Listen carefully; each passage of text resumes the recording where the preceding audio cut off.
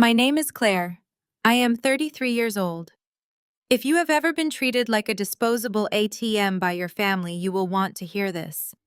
I rushed home to tell my parents I had won the $20 million Florida Lotto. Before I could, my mother snapped at me. "Pack your things. This room is your sister's now. You are grown, figure it out." I said nothing. I just walked out. The next day, they saw my name on the news, and that was only the beginning of their nightmare. Before I continue this story, let me know where you are watching from in the comments below. Hit like and subscribe to hear exactly how I made them pay for every betrayal. Just 1 hour before that spectacular family implosion, my reality looked completely different. I was sitting in the driver's seat of my sensible 10-year-old sedan in the parking lot of a convenience store. The steering wheel was sticky with humidity, and the intense Florida sun was beating down on the windshield. But I was shivering violently. I stared at the lottery ticket resting on the passenger seat. I checked the numbers on my phone screen against the printed numbers on the paper for the 50th time. They matched. Every single one of them matched. $20 million. As a senior auditor at a high-pressure financial firm, my entire life revolved around verifying numbers, spotting discrepancies, and balancing budgets. I was a person rooted in hard facts and cold logic. Miracles simply did not happen to people like me. I picked up my phone and opened my banking app, a morning ritual that usually filled me with absolute dread. Right there at the top of the screen was the pending transaction I braced myself for every month. An automatic draft of $3,400. The mortgage payment for the sprawling 4-bedroom house my parents lived in. 6 years ago, when their reckless credit card spending and terrible investments brought them to the brink of total bankruptcy, I stepped in. I drained my modest savings, leveraged my excellent credit score, and bought their foreclosed house so they would not end up on the street. I became their landlord, financial savior, and invisible safety net. In return, my mother Patricia treated me like an inconvenience. She introduced the house to her wealthy friends as her own property, omitting the fact that her auditor daughter was working 60-hour weeks just to keep the bank satisfied. I closed the banking app and looked back at the lottery ticket. $20 million meant freedom.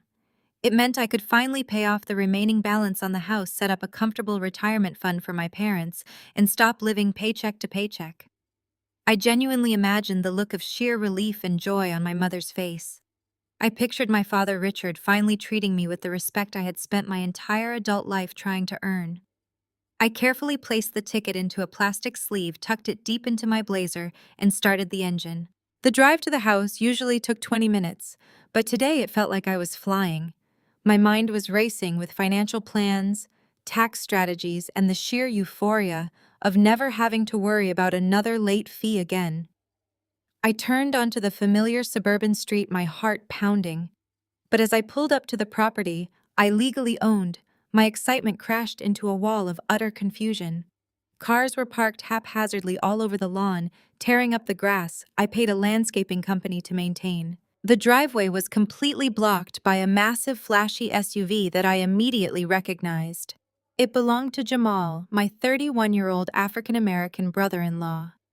Jamal was married to my younger sister, Madison.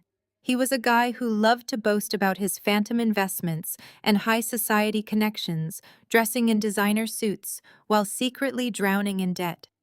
I had to park my car 2 blocks away and walk back in the sweltering heat, my professional heels clicking angrily against the pavement. As I approached the front door, the heavy thumping of bass rattled the windows. Laughter and loud music spilled onto the porch.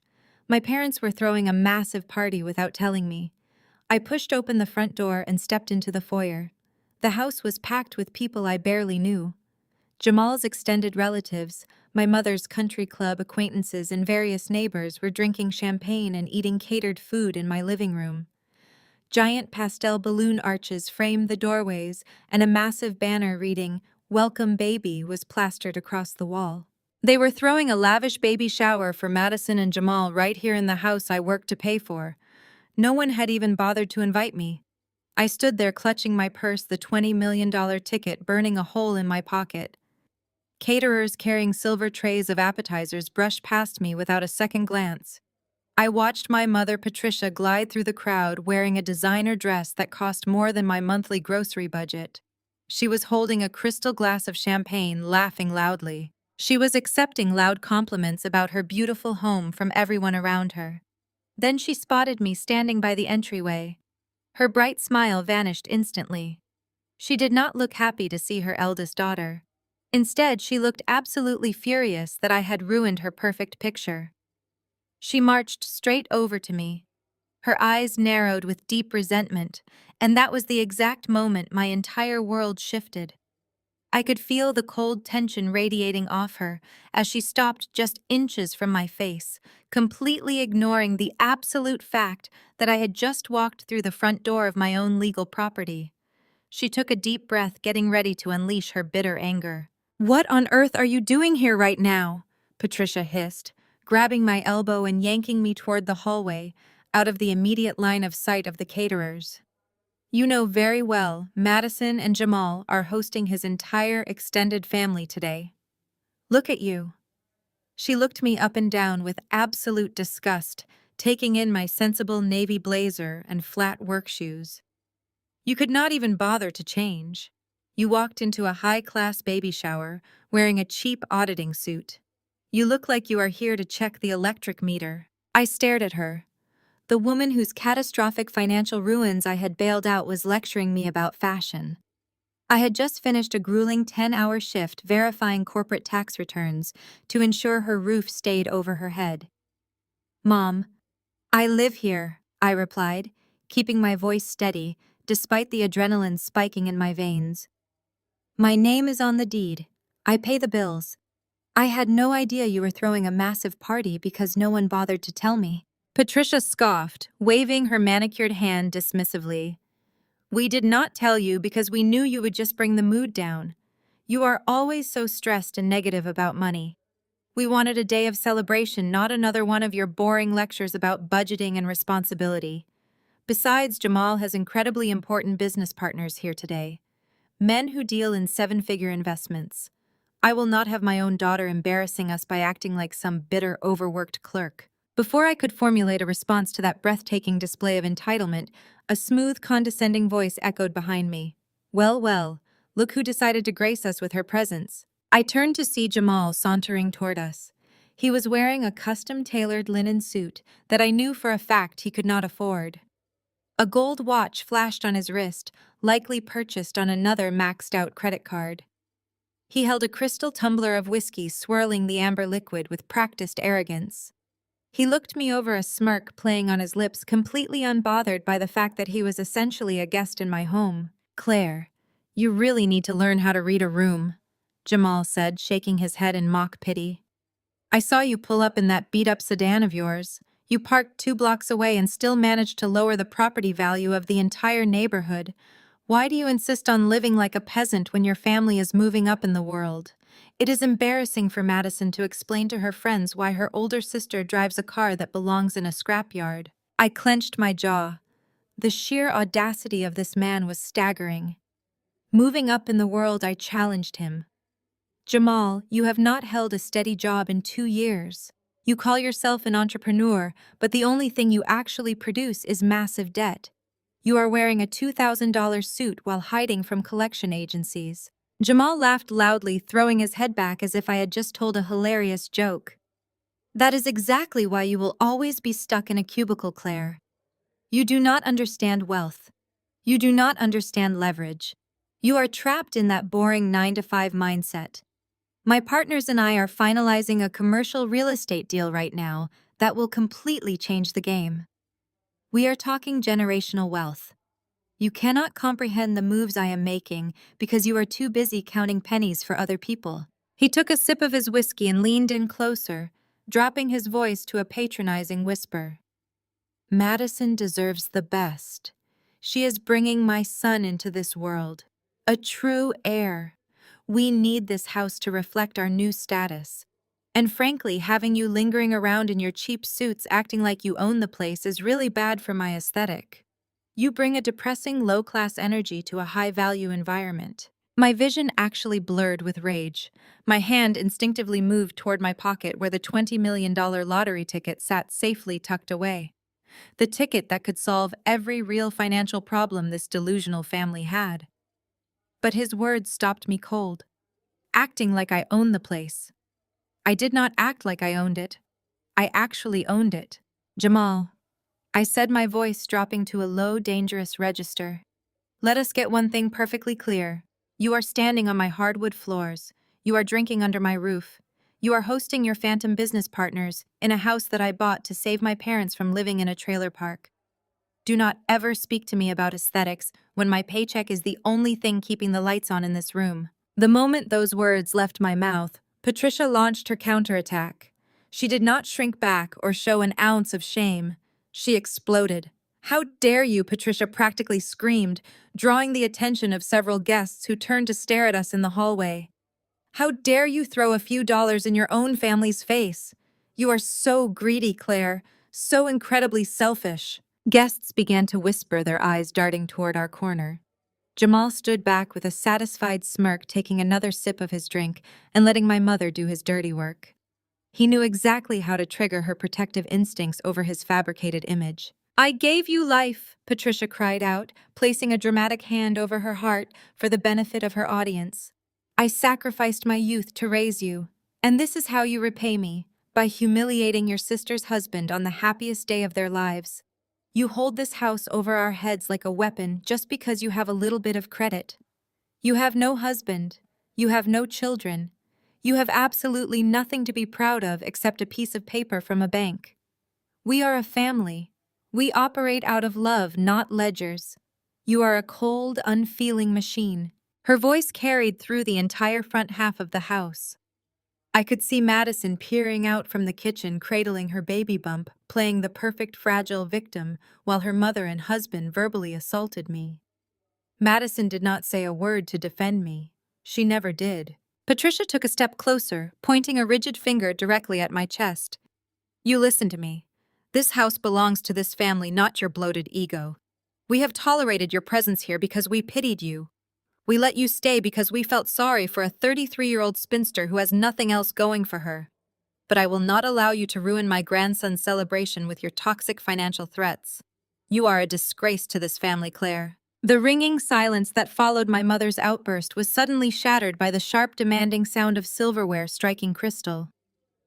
Patricia had marched away from me and grabbed a champagne flute from a passing caterer.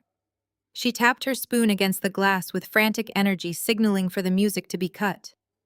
The heavy bass thumped to a halt, leaving the chatter of the party guests to awkwardly die down. Dozens of faces turned toward the center of the living room, waiting for whatever spectacle my mother was about to perform. I stood frozen in the hallway, the harsh reality of her words still echoing in my ears. I watched her assume her favorite position, standing center stage, bathed in the warm light of the custom chandelier I had paid to install just last year. She raised her glass high, the crystal catching the light, and commanded the room with the ease of a seasoned dictator. The guests, completely oblivious to the financial reality of the home they were standing in, quieted down immediately. Friends, family, and honored guests. Patricia began, her voice projecting with practiced theatricality. The venom she had just directed at me was completely erased, replaced by a radiant maternal glow. Thank you all for being here to celebrate the impending arrival of my beautiful grandson. Madison and Jamal have brought so much joy into our lives, and this baby represents the bright, shining future of our family. Guests murmured their approval, raising their glasses in a toast.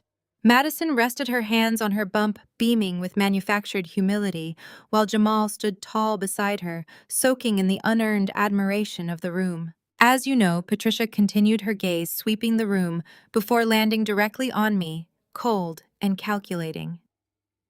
A growing family needs room to thrive. Madison and Jamal have been so patient staying in the guest room while they wait for their new house to be built. But a new heir requires a proper space. So I am thrilled to make a special announcement today. My stomach clenched. I knew exactly what she was going to say before the words even left her mouth, but hearing them spoken aloud to a room full of strangers felt like a physical blow to my chest. By the end of this month, Claire will be moving out of the house, Patricia declared, her voice ringing out with sickening sweetness. She has graciously agreed to vacate the master bedroom and find her own little apartment in the city.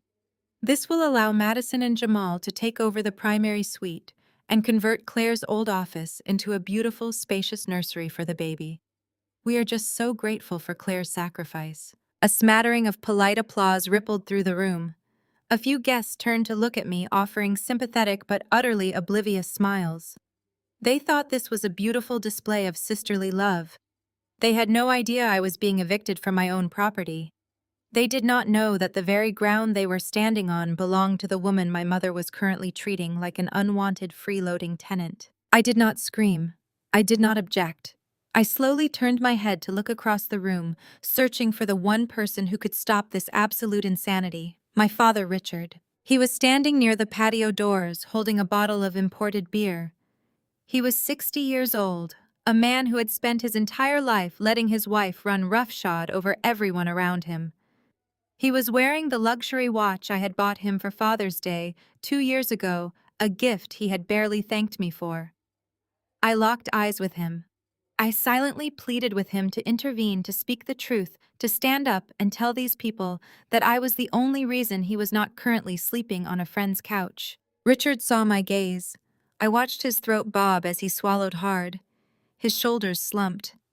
Instead of stepping forward to defend his eldest daughter, he looked down at the floor, took a long sip of his beer, and turned his body toward the window, actively melting into the background. He was a coward. He had always been a coward. In that singular, pathetic movement, he confirmed that he would rather watch me be thrown into the streets than face the wrath of his wife. He chose his own comfort over my survival. The realization hit me with the force of a freight train. There was no family left to save. There was only a collection of parasites feeding off my guilt. Jamal, never one to miss an opportunity to assert his dominance, stepped away from Madison and walked over to where I was standing in the hallway. He leaned his shoulder against the wall, projecting the image of a wise patriarch guiding a lost, stubborn child. He crossed his arms over his expensive linen suit and looked down at me with an expression of profound patronization. "It is the right move," Claire Jamal said, keeping his voice low enough that the guests could not hear the malice dripping from his words. "You have to look at the bigger picture. You are pushing 34. You are single. You have no real legacy. Madison and I are building a dynasty. It is only natural that we take the master suite. You need to stop being so selfish and realize your role in this family. Sometimes the supporting cast has to make sacrifices for the stars to shine." He smiled a cold, predatory grin. "Besides, you can barely afford to dress yourself properly. How are you ever going to maintain a house this size on an auditor's salary? We are doing you a favor.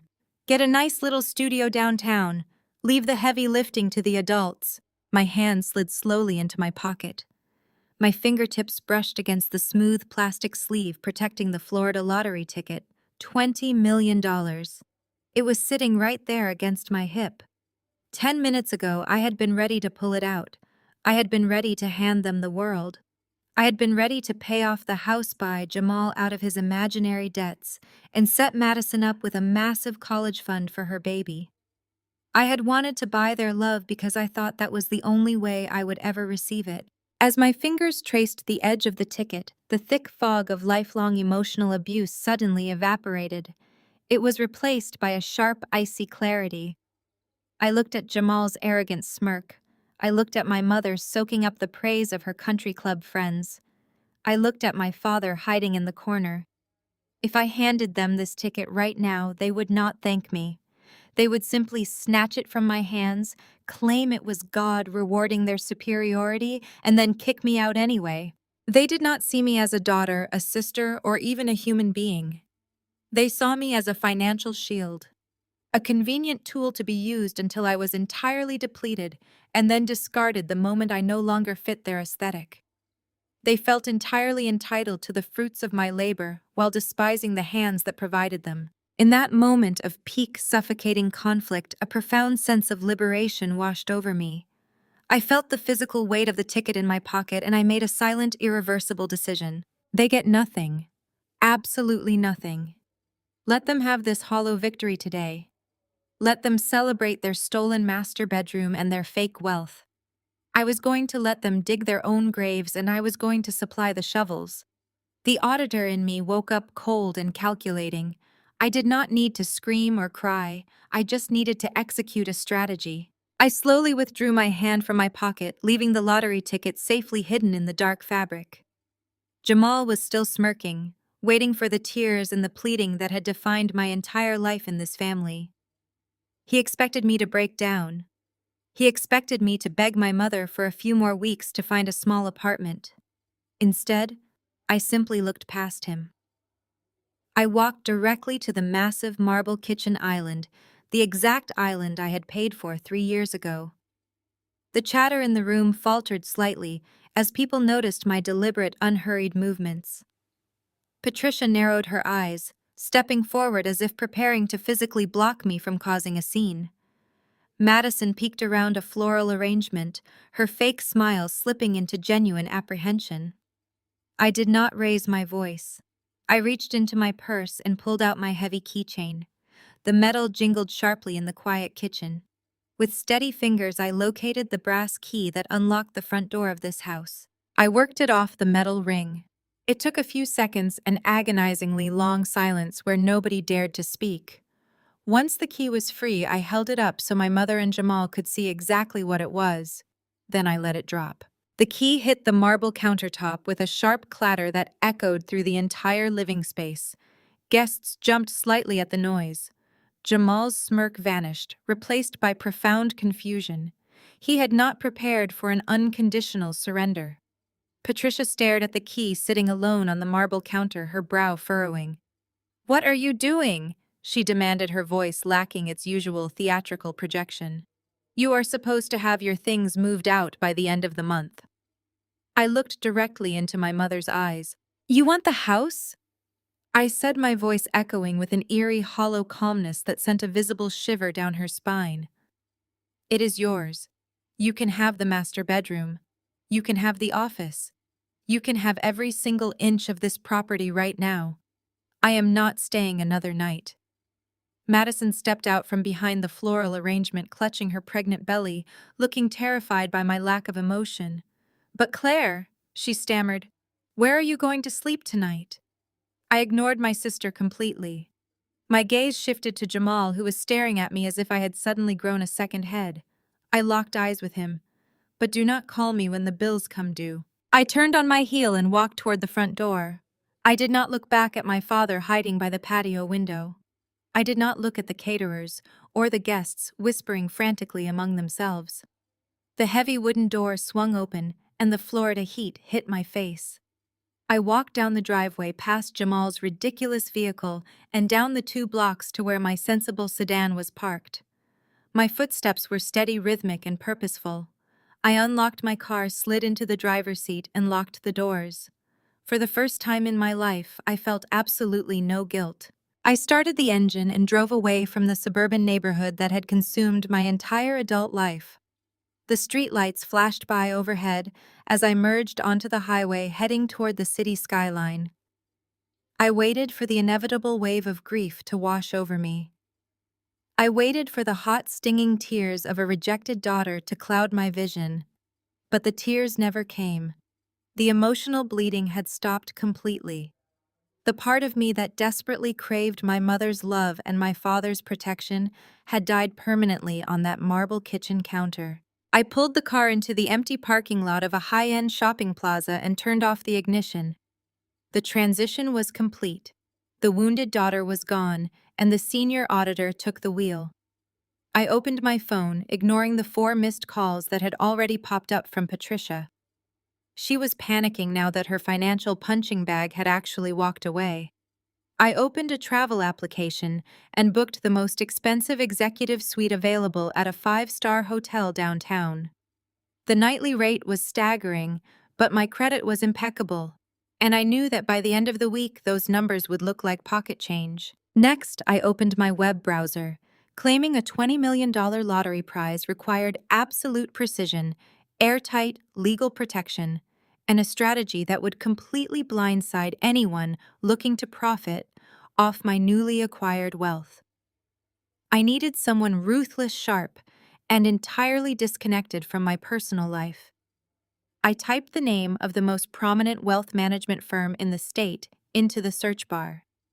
My eyes scanned the executive directory until I found the profile I was looking for. David, a senior partner known for managing high net worth individuals with ironclad legal strategies and a reputation for crushing financial predators. I dialed the contact number listed for his private office. A receptionist answered immediately, her voice crisp and professional. I took a deep breath, smoothing my hand over my navy blazer, feeling the outline of the ticket in my pocket. "My name is Claire," I stated smoothly, projecting the absolute authority of a woman who held $20 million in her pocket. "I need to schedule an immediate confidential meeting with David tomorrow morning regarding the acquisition and protection of an 8-figure asset." The receptionist paused, clearly recognizing the serious tone in my voice. She took down my information and promised a return call within the hour. I hung up the phone, placed it in the cup holder, and looked at myself in the rearview mirror. The plan was in motion. They wanted me out of their house so they could play at being wealthy. Now I was going to legally, methodically, and ruthlessly show them exactly what real wealth could do. The next morning, the harsh Florida sun glared against the towering glass facade of the financial district.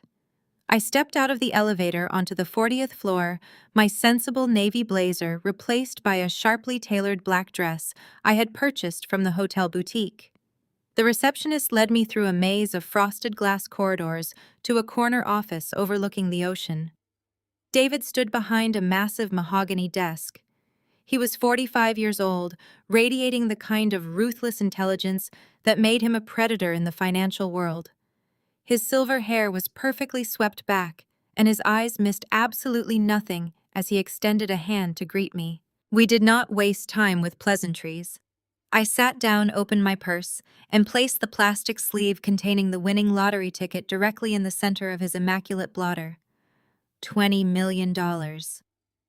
David looked at the ticket, verified the serial numbers against the official draw on his tablet, and leaned back in his leather chair. He did not smile. He simply steepled his fingers, assessing me with newfound respect. "You understand that walking into the lottery headquarters with this piece of paper will put a massive target on your back," David stated, his voice a low, steady rumble.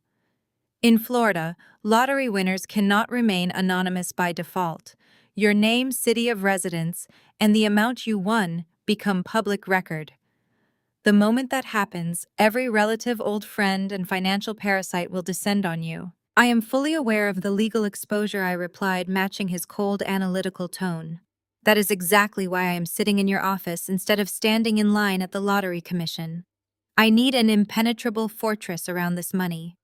My family believes I am a broke auditor they just kicked out of my own house. I fully intend to let them keep believing that until I am ready to drop the hammer." David nodded, a dangerous glint appearing in his eyes. He appreciated a client who understood strategy. He explained the mechanism we would use to claim the prize while keeping my identity completely shielded from the public eye. We would immediately establish a limited liability company, an LLC, registered right here in Florida. We would name the LLC something entirely generic and disconnected from my personal life. Then we would create a blind trust to act as the managing member of that LLC. David himself, operating as my legal representative, would be the face of the trust. When the time came to present the winning ticket, David would hand it over on behalf of the LLC. The press release would only show a corporate entity claiming the $20 million. My name would never appear on any public registry. I authorized him to begin drafting the documents immediately. I felt an incredible surge of power watching him work. For the first time in my life, I was building an asset portfolio that my mother Patricia and my brother-in-law Jamal could not touch, manipulate, or belittle.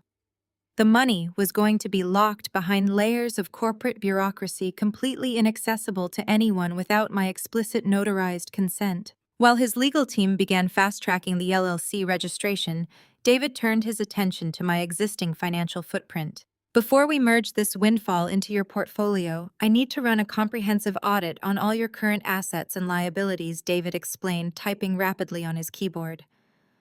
We have to ensure there are no lingering debts, shared accounts, or exposed properties that could be leveraged against you once the funds clear. Financial predators look for weak links in your existing armor. I handed over my social security number, my banking details, and the deed information for the suburban house my parents were currently occupying. I proudly told him about my pristine credit score, explaining how I had diligently paid the mortgage on that property for 6 years to keep my parents from facing financial ruin. I expected him to nod in approval at my responsible fiscal history. Instead, the rhythmic clacking of his keyboard suddenly stopped. The silence in the office became deafening. David stared intently at his dual monitors. The sharp professional detachment on his face morphed into a dark, grim expression. He leaned closer to the screen, his eyes scanning lines of data I could not see. He clicked his mouse twice, pulling up a highly secure banking portal, and read the text again. "Is there a problem with my credit file?" I asked, feeling a sudden icy spike of adrenaline in my chest. "My payments have never been late." David did not answer immediately. He took a slow breath, turned his monitor around, and pushed it across the desk so it directly faced me. "Claire," he said, his voice deadly serious, "have you recently authorized any major alterations to the equity line on your suburban property?" I stared at him, completely baffled. "No. I pay the standard mortgage every month. I have never touched the equity." "Why?" "Look at the screen," he instructed, pointing a silver pen at a highlighted row of text on the financial ledger. I leaned forward, my auditor instincts immediately taking over. My eyes scanned the banking codes and legal terminology. My breath caught in my throat. Right there, registered under my property address and attached directly to my legal name, was a pending application for a massive financial withdrawal. It was a request for a second mortgage. Someone had submitted a formal application to the bank to extract $500,000 in equity out of the house. The application had passed the initial screening phase and was currently sitting in the final approval queue. Who initiated this? I demanded, my heart hammering furiously against my ribs. David tapped the screen, pulling up the digital signatures attached to the bottom of the application file. The names jumped out at me like a physical strike to the face. The primary applicant was listed as Patricia. The co-signer acting as a supposed financial guarantor was Jamal. The shock paralyzed me for a fraction of a second. My mother and my arrogant brother-in-law had not just insulted me and kicked me out of my own home. They had secretly gone behind my back, bypassed my security questions, and submitted a fraudulent loan application to drain $500,000 of real cash out of my property.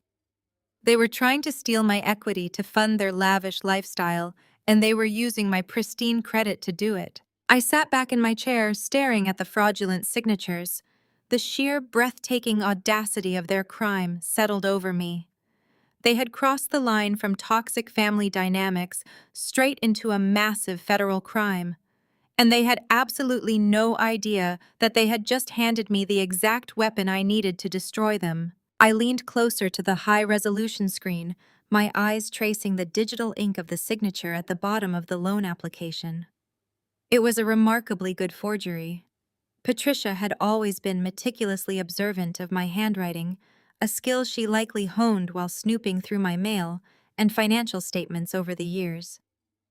She had perfectly replicated the sharp angle of my capital C and the sweeping loop of my last name.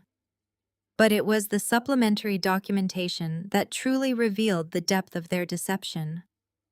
Jamal had attached fake income verification forms, undoubtedly generated through one of his phantom shell companies, to justify the massive $500,000 payout.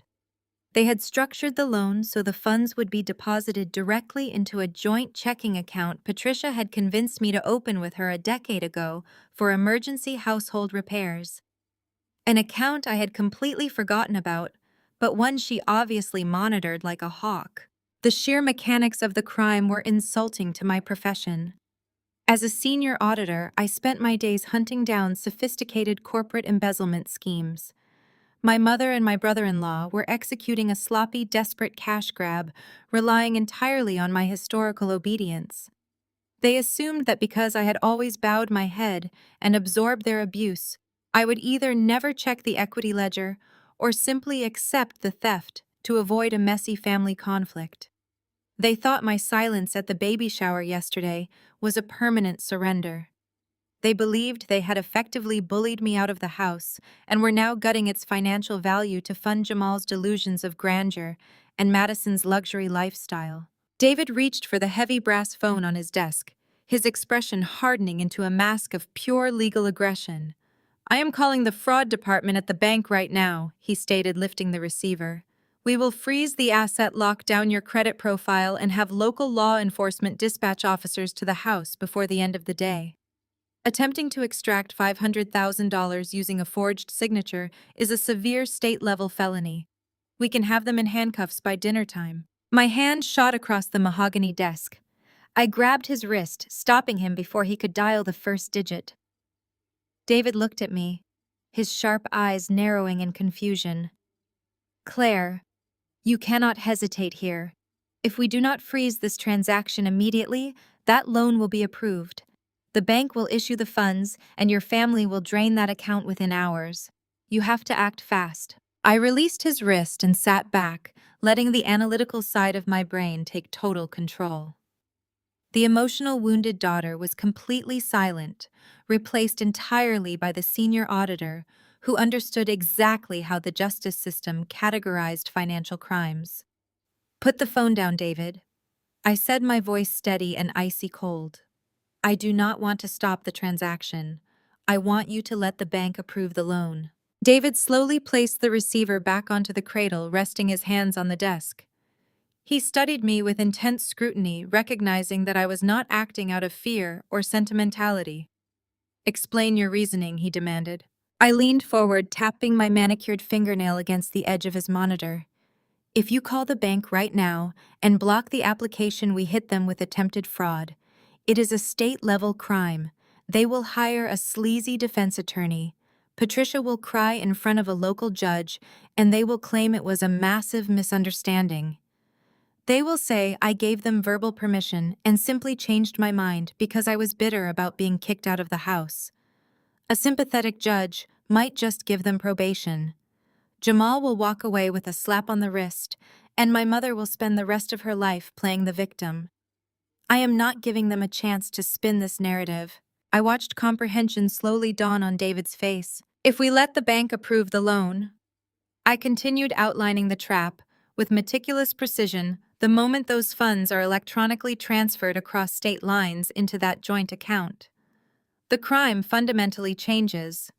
It ceases to be a simple state-level dispute. It becomes a completed act of federal wire fraud. It becomes aggravated identity theft. Once they touch a single dollar of that money, they cross into federal jurisdiction. The FBI gets involved. Federal judges do not care about Patricia's fake tears, and they certainly do not care about Jamal's imaginary business empire. Federal sentencing guidelines carry mandatory minimums." David let out a low chuckle. The ruthless wealth manager sitting across from me was clearly impressed. A slow, dangerous smile spread across his face as he grasped the full magnitude of my strategy. "You want to hand them the shovel," he observed quietly. "I want to hand them enough rope to hang themselves completely," I replied, locking my gaze with his. "They wanted to steal my home and my credit.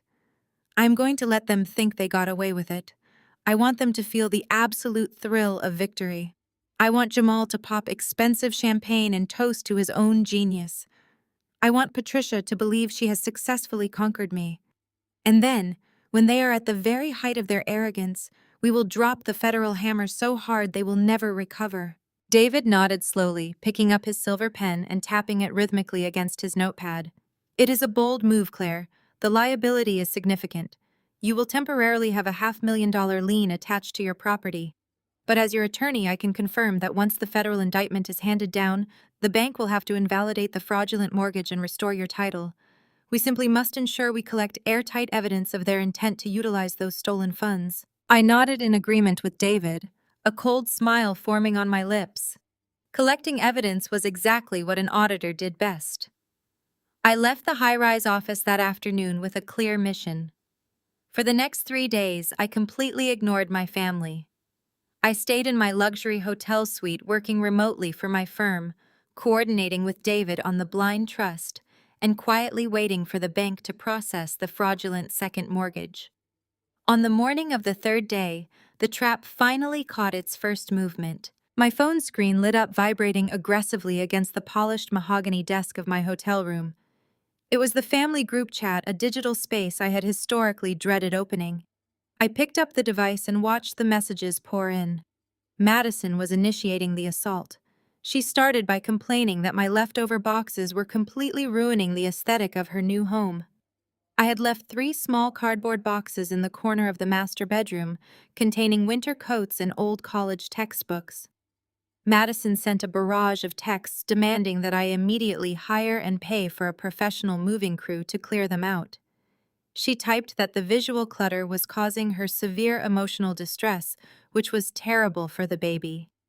She dramatically claimed that she could not possibly sleep in the master suite until every trace of my depressing existence was scrubbed from the walls. She insisted that she needed the space entirely sanitized because her expensive new interior designer was arriving the next morning to plan a luxury nursery. Before I could even process the sheer entitlement of her demands, Jamal joined the conversation. He was eager to assert his newly stolen authority over the household. His text messages were dripping with unwarranted arrogance and aggressive condescension. He ordered me to stop being lazy and come clean up my pathetic mess. He wrote that I needed to learn my place and start showing some genuine gratitude to the people who were actually moving this family forward. He claimed that he and Madison were doing me a massive favor by taking the tremendous financial burden of the property off my hands.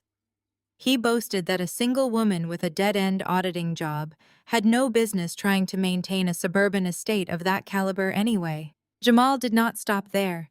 He was feeling invincible, likely fueled by the pending approval of the $500,000 loan he had fraudulently secured in my name.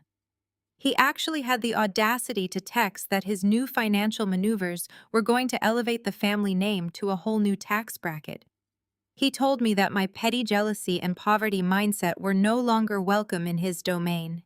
He explicitly demanded that I send a professional cleaning crew by Friday afternoon, or he would personally drag my remaining possessions out to the curb and set them on fire. I sat back in my plush hotel chair and read the messages again. I did not feel a single ounce of anger or sadness. I felt the sharp, thrilling rush of an investigator finding the exact smoking gun she needed to close a case. Every single text message Madison and Jamal sent was a golden piece of self-incrimination. They were voluntarily providing written documentation of their hostile takeover of the property. By demanding I remove my items and declaring their supreme authority over the house, they were legally establishing their occupancy and their intent to control the asset. I immediately took high-resolution screenshots of the entire conversation, ensuring that the timestamps, dates, and phone numbers were clearly visible on every single image. But I knew I needed to push them just a little bit further. I needed to lock down their intent regarding the financial control of the house to perfectly complement the wire fraud charges David was preparing. I had to provoke them into admitting they were taking over the financial mechanisms of the property without raising their suspicions. I crafted my response with meticulous precision. I needed to sound exactly like the defeated, obedient daughter they expected me to be. I typed slowly, making sure my tone was perfectly neutral and accommodating. I wrote that I was deeply sorry for leaving the boxes behind and causing Madison any stress during her pregnancy. Then I added the crucial sentence. I typed, "I understand that you and Jamal are taking full possession of the house and its finances now. I will not interfere with your management of the property or the accounts, and I will have my things removed by tomorrow." I hit send and waited, watching the screen intently. The digital trap was wide open. Jamal took the bait instantly. Less than a minute later, he replied with a laughing face emoji. He stated that it was about time I finally accepted reality and stepped aside for the real adults in the family. He texted that he had the finances completely under control and that his new capital investments were going to secure the property for generations.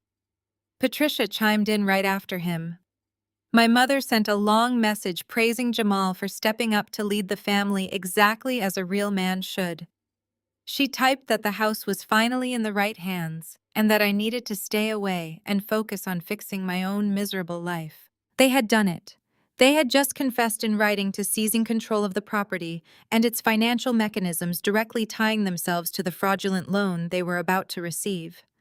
I forwarded every single screenshot directly to David's secure email address. The digital paper trail was absolutely flawless. They thought they were asserting dominance over a weak, broken woman. They had no idea they were actively writing their own federal indictments. I smiled and locked my phone screen. 2 days later, I was back in the sleek minimalist offices of my accounting firm.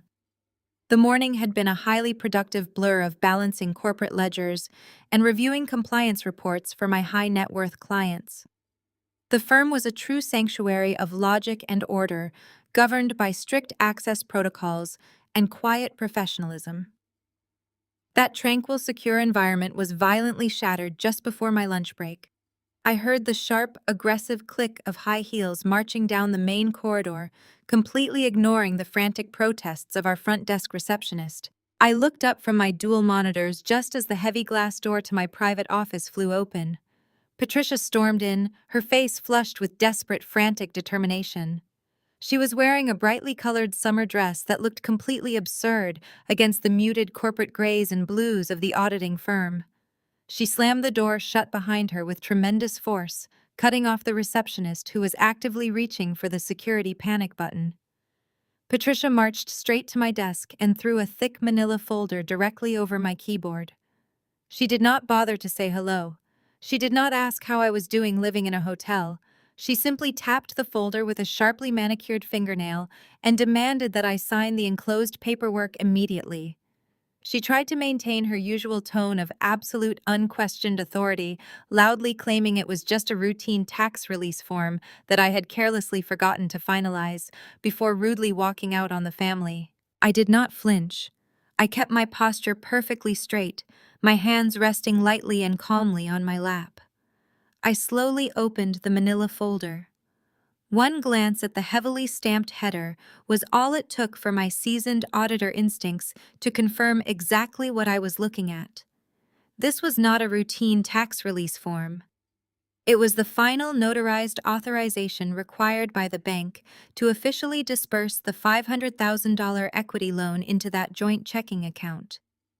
The initial application had been approved using the forged digital signature they submitted earlier in the week, but the bank needed this final physical confirmation document to actually release the massive wire transfer. Jamal and my mother had hit a rigid bureaucratic wall. They could not fake this specific high-level security protocol without me physically penning my name next to my official state identification number. I looked up at Patricia. She was breathing heavily, her eyes darting around my office, displaying a clear sign of deep, suffocating panic.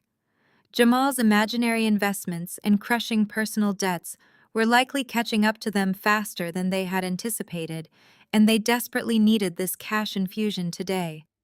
I closed the folder and slid it back across the smooth surface of my desk.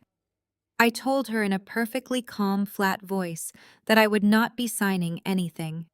I stated clearly that I did not recognize this document and that I had absolutely no intention of authorizing a $500,000 withdrawal against my own property for them to squander. Patricia's eyes widened in sheer disbelief. The panic instantly morphed into visceral, unhinged rage. She leaned over my desk, planting both hands flat on the wood, her face twisting into an ugly mask of pure malice.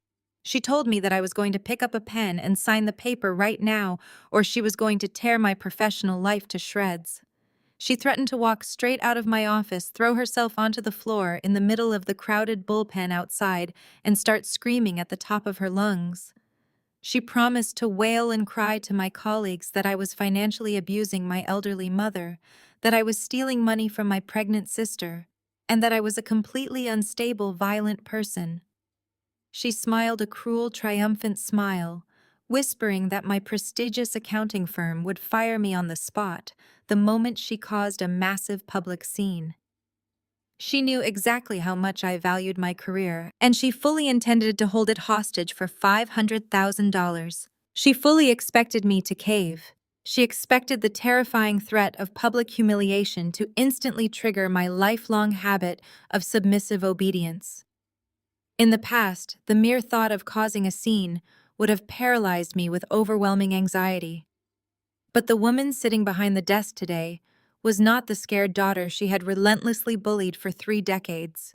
I was a senior auditor dealing with a frantic amateur fraudster who was actively digging her own grave. I did not break eye contact with her.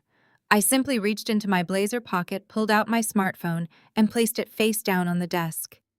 With a subtle, practiced motion of my thumb, I pressed the side button that instantly activated the high-definition voice recorder application. I then pushed the device slightly forward, placing it right in the center of the desk, perfectly positioned to capture every single word of her extortion attempt. The red recording light blinked silently against the dark mahogany wood, entirely unnoticed by my mother, who was too busy hyperventilating with greedy anticipation to check her surroundings. I leaned back in my ergonomic chair and clasped my hands together.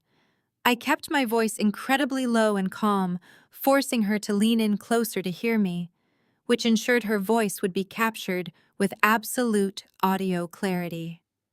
I asked her to explain exactly what she and Jamal were planning to do with a $500,000 line of credit drawn against a house she did not legally own.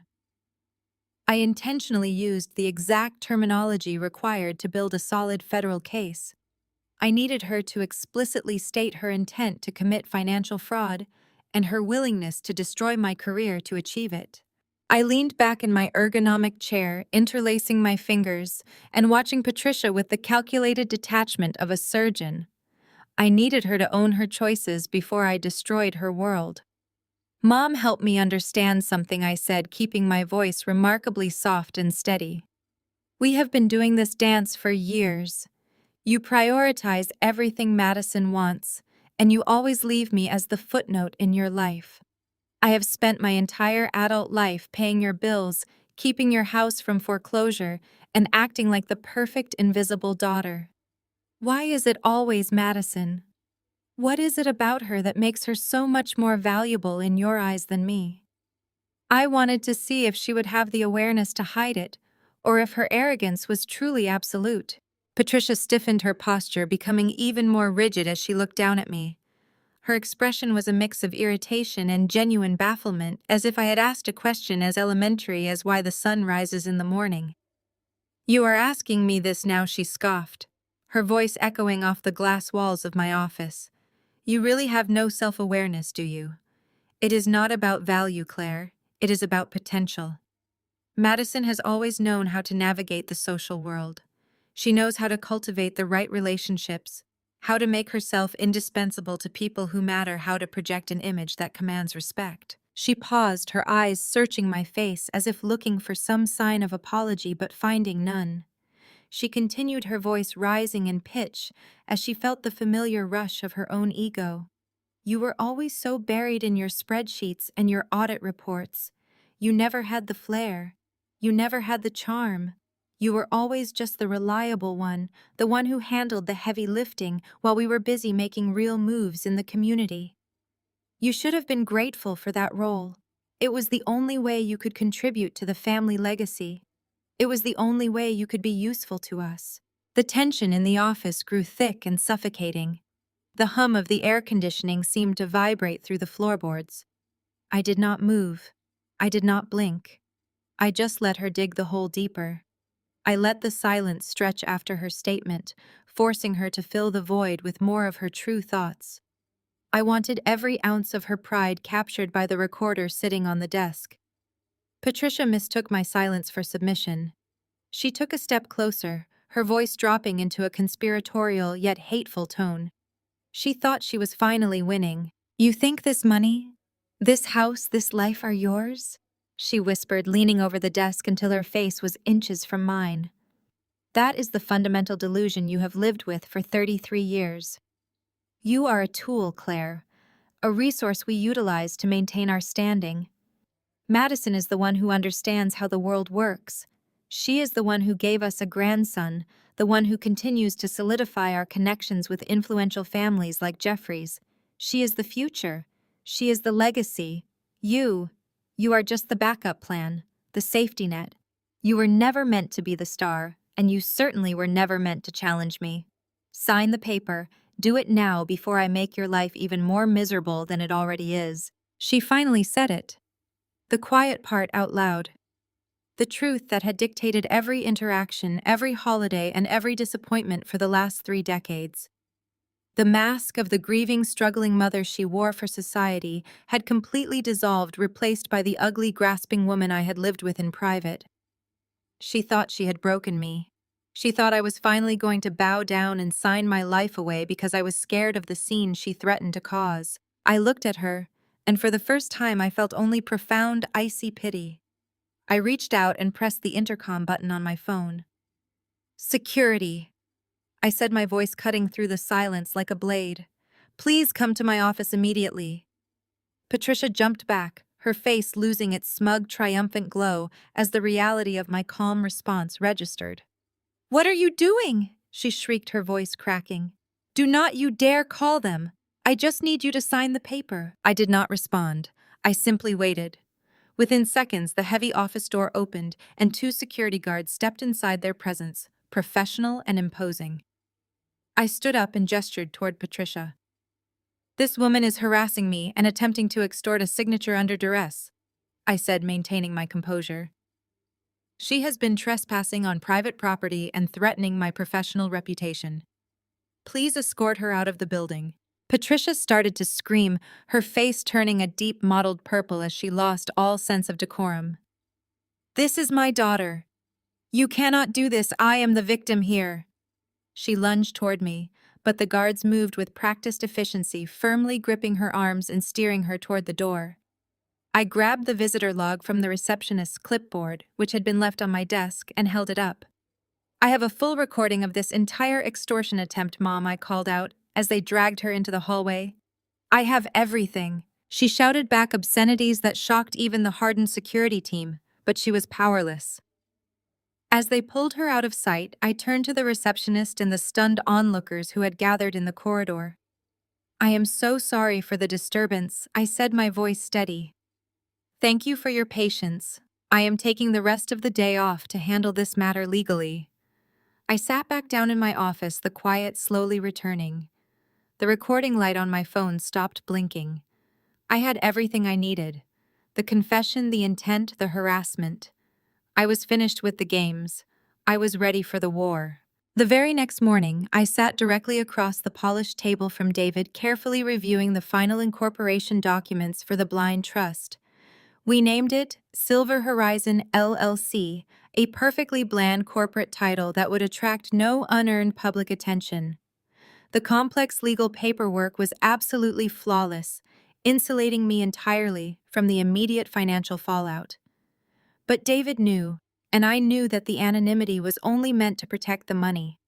I had zero intention of hiding my face. I wanted them to see exactly who they had discarded. The Florida Lottery Commission headquarters was bustling with frantic energy when we arrived. A press conference had been arranged for the afternoon broadcast. Usually, lottery winners claiming through a trust send their attorneys to handle the cameras. The commission director looked surprised when I stepped forward instead. I wore a tailored crimson suit that screamed executive power, my posture perfectly straight, my expression an unreadable mask of absolute confidence. David stood out of the camera frame, watching our strategy unfold with quiet satisfaction. The local news anchors positioned their microphones, the bright studio lights reflecting off the polished floor. I smiled for the cameras, not a smile of overwhelming joy, but the calculated, razor-sharp smile of an auditor who had just balanced the ultimate ledger. The head of the Lottery Commission handed me the oversized check with $20 million, printed in bold, undeniable black ink across the center. Flashbulbs erupted in a blinding cascade. Reporters shouted questions about what the managing member planned to do with this generational wealth. I gave them polite, measured answers about expanding investment portfolios and securing future assets. I did not mention my family. I did not mention the suburban house or the toxic people currently occupying it. I stared down the main broadcasting camera, knowing exactly who was watching back in my hometown. 30 miles away inside the formal dining room of the house, I still legally owned a very different celebration was taking place. Patricia had spared no expense for their victory dinner. She had hired a private chef to prepare butter-poached lobster and dry-aged steaks, paying for the lavish meal using a premium credit card that she planned to pay off with their stolen equity. The long table was set with the fine crystal she reserved for major holidays.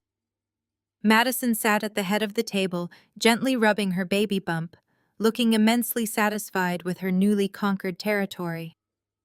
Jamal was holding court, pouring generous glasses of a $300 vintage champagne.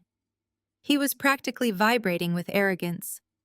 The bank had approved the forged second mortgage application that morning, and the $500,000 transfer was scheduled to hit their joint checking account by midnight. Jamal boldly raised his crystal flute, commanding the attention of the table. He proposed a toast to the new era of their family dynasty.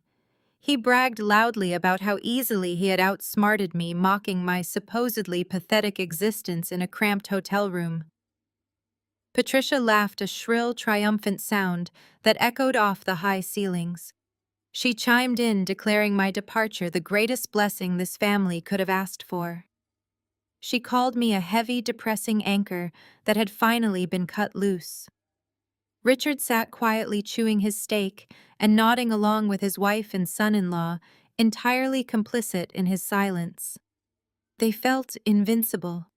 They believed they had successfully bullied me into submission, stolen $500,000, and secured a luxurious future without lifting a finger. The massive television in the living room played the local evening news in the background, providing a low hum of ambient noise to accompany their arrogant celebration.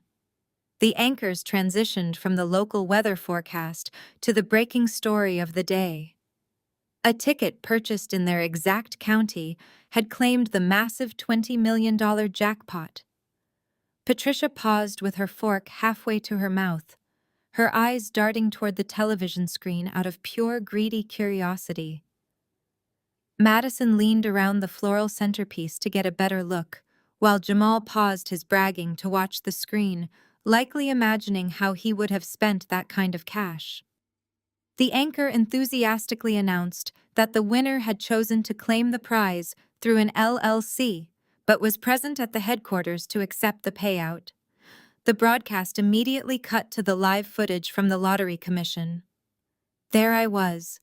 The heavy crystal champagne flute slipped right through Jamal's fingers. It hit the hardwood floor with a violent, shattering crash, sending glass shards and expensive alcohol exploding across the room.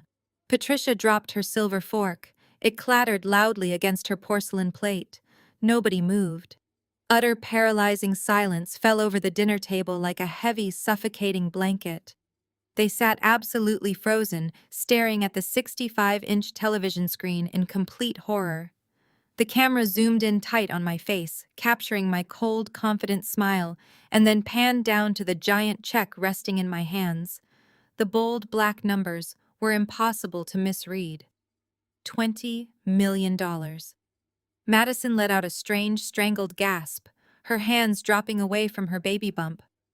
Richard stopped chewing his food, his face draining of all color until he looked physically ill. Patricia stared at the screen, her mouth hanging wide open in a silent, agonizing scream of realization. The crushing gravity of their mistake hit them all simultaneously. Less than 24 hours ago, they had kicked a newly minted multimillionaire out of her own home. They had verbally abused, degraded, and alienated the one person who could have solved every single financial problem they would ever have for the rest of their natural lives. They traded $20 million for a fraudulent loan of $500,000. I watched the television broadcast from the comfort of my luxury hotel suite, sipping my own glass of champagne. The trap was fully sprung, and the fallout was going to be biblical. The fallout began exactly 3 minutes after the local news broadcast concluded. My smartphone resting on the polished mahogany desk of my luxury hotel suite began to vibrate. It did not stop.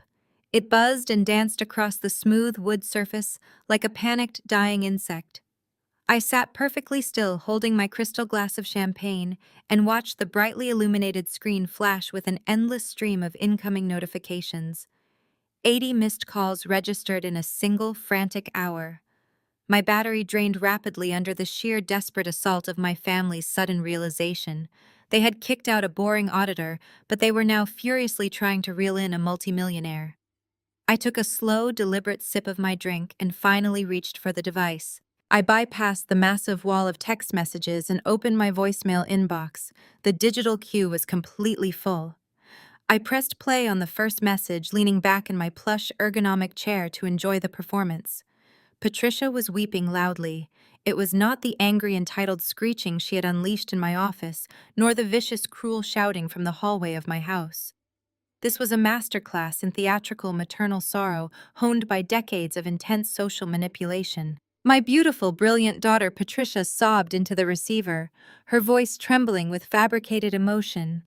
I just saw the television broadcast. Oh, Claire, I am crying tears of absolute joy right now. I always knew you were destined for absolute greatness. I always told your father that you were the special one in this family.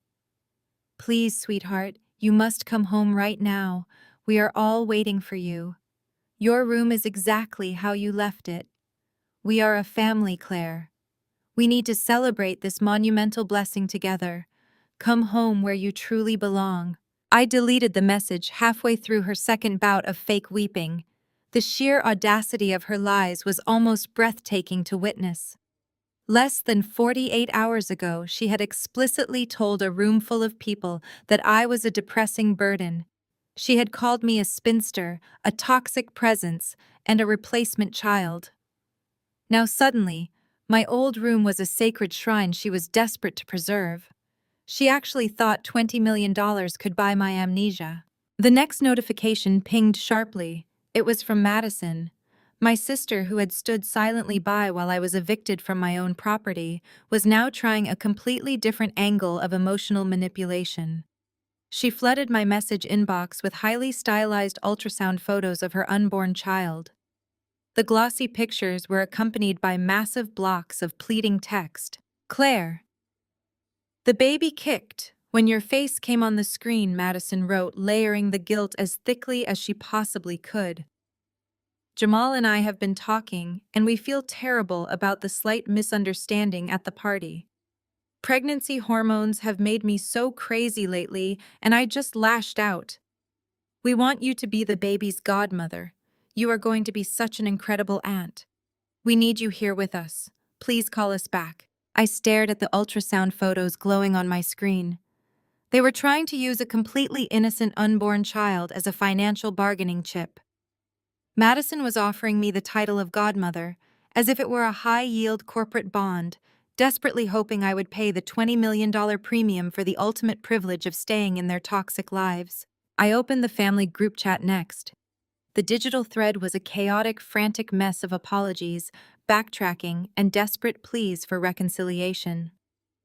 Jamal had sent a long, rambling message claiming that his harsh words earlier were simply a motivational tactic designed to push me out of my comfort zone. He actually had the nerve to claim he was the true catalyst for my unprecedented success. I set my champagne glass down on the desk. The time for quiet observation was over. It was time to close out the ledger permanently. I tapped the text box at the bottom of the group chat. I did not write a long emotional paragraph. I did not demand apologies or express my lingering hurt. An auditor deals in cold, hard facts. I typed exactly 2 sentences. I thought the house belonged to Madison now. Enjoy it. I hit send. Then I went into the settings menu and permanently blocked every single one of their phone numbers. I exited the group chat, deleted the thread, and placed the phone face down on the desk. I severed the digital cord with complete, absolute finality. They could scream, cry, and plot all they wanted, but they would be doing it into a total void. Just as I finished locking my phone, there was a sharp professional knock at my hotel suite door. I stood up, smoothed the crisp fabric of my tailored black dress, and walked across the thick carpet to answer it. David stood in the hallway looking completely unbothered by the late evening hour. He held a thick leather portfolio securely under his right arm. The bank just confirmed the wire transfer for the fraudulent second mortgage, David said, stepping into the suite. The $500,000 officially cleared state lines and hit their joint checking account 15 minutes ago. The federal trap is officially locked and loaded. Excellent, I replied, motioning for him to take a seat at the desk. Do you have the final paperwork? David unzipped the portfolio and extracted the legal documents, placing them next to my silenced phone. This is the commercial sales agreement for the suburban property. The corporate developer has agreed to your asking price, and they are eager to bulldoze the residential structure. All we need is your final signature to transfer the deed. I picked up a silver pen and looked at the paperwork. The house where they humiliated me was no longer mine. I signed my name. The trap was set.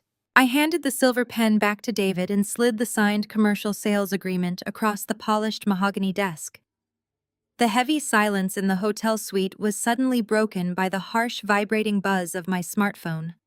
I glanced down at the screen. The caller identification displayed a restricted number. Given the intricate financial maneuvers David and I had just executed, I assumed it was one of his junior partners or a compliance officer from the Lottery Commission calling to verify the blind trust details. I tapped the green icon and brought the phone to my ear, maintaining my professional demeanor. "Hello," I answered briskly. The voice that hissed through the receiver did not belong to a corporate lawyer or a state official. It was Jamal. He had bypassed my strict digital blockade by using a burner phone.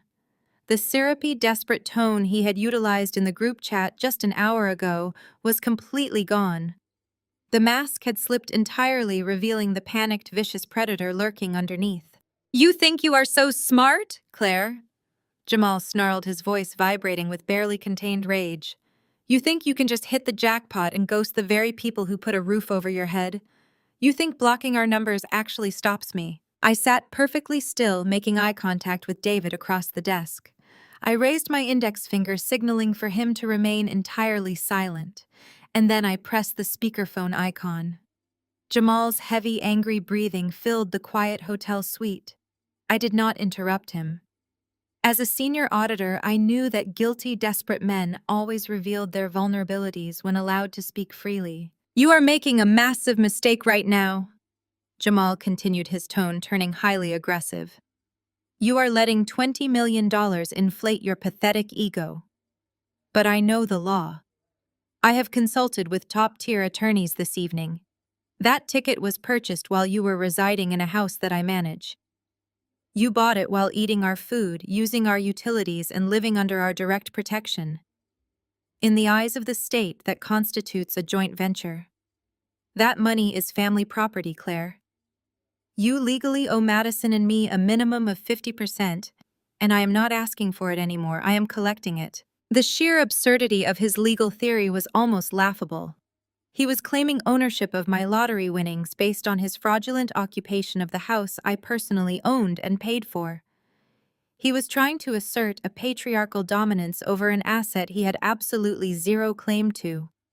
I remained completely silent, letting the recording application on my tablet capture every single syllable of his extortion attempt. When I did not respond to his ridiculous legal posturing, Jamal escalated his tactics. His voice dropped into a dark, menacing register. "Are you listening to me?" he demanded, the panic seeping back into his aggressive tone. "Because if you do not wire $10 million into my account by tomorrow morning, I am going down to the local news station. I will call every financial reporter in the city. I will tell them exactly how a struggling mid-level auditor suddenly got her hands on millions of dollars. I will tell the press that you have been secretly embezzling funds from your high-net-worth clients for years. I will say you used stolen corporate money to buy hundreds of lottery tickets to cover your tracks." David raised his eyebrows, a look of profound disbelief crossing his sharp features. Jamal was actively committing criminal extortion on a recorded line. "I will completely destroy your professional reputation," Jamal threatened, clearly emboldened by his own fabricated leverage. Your auditing firm will fire you immediately. The federal authorities will open a massive investigation into your client ledgers. You will spend the rest of your miserable life rotting in a prison cell while we sue you for the remainder of the prize money. You will lose everything you have ever worked for. All you have to do to make this go away is transfer the funds. $10 million, Claire. It is a cheap price to pay to keep your freedom and your career. I will text you the routing numbers. Do not make me ruin your life. He paused, taking a ragged breath, waiting for my terrified capitulation. He expected me to beg for mercy. He expected me to frantically negotiate a lower payout to protect my hard-earned professional standing. He relied heavily on the ancient family dynamic where loud threats forced my immediate submission. I looked at the digital timer on the call screen. He had been speaking for 3 consecutive minutes. He had explicitly outlined a comprehensive plot to commit extortion, blackmail, and defamation. He had tied his threats directly to a demand for a massive financial payout. He had given me a flawless, irrefutable confession of his criminal intent. I picked up the smartphone from the desk and turned off the speaker function. I brought the receiver close to my mouth. I did not raise my voice. I did not convey a single ounce of fear, anger, or distress. I channeled the absolute, unyielding authority of a woman who held every single winning card in the deck.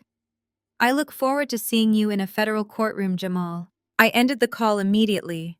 I did not wait to hear his reaction.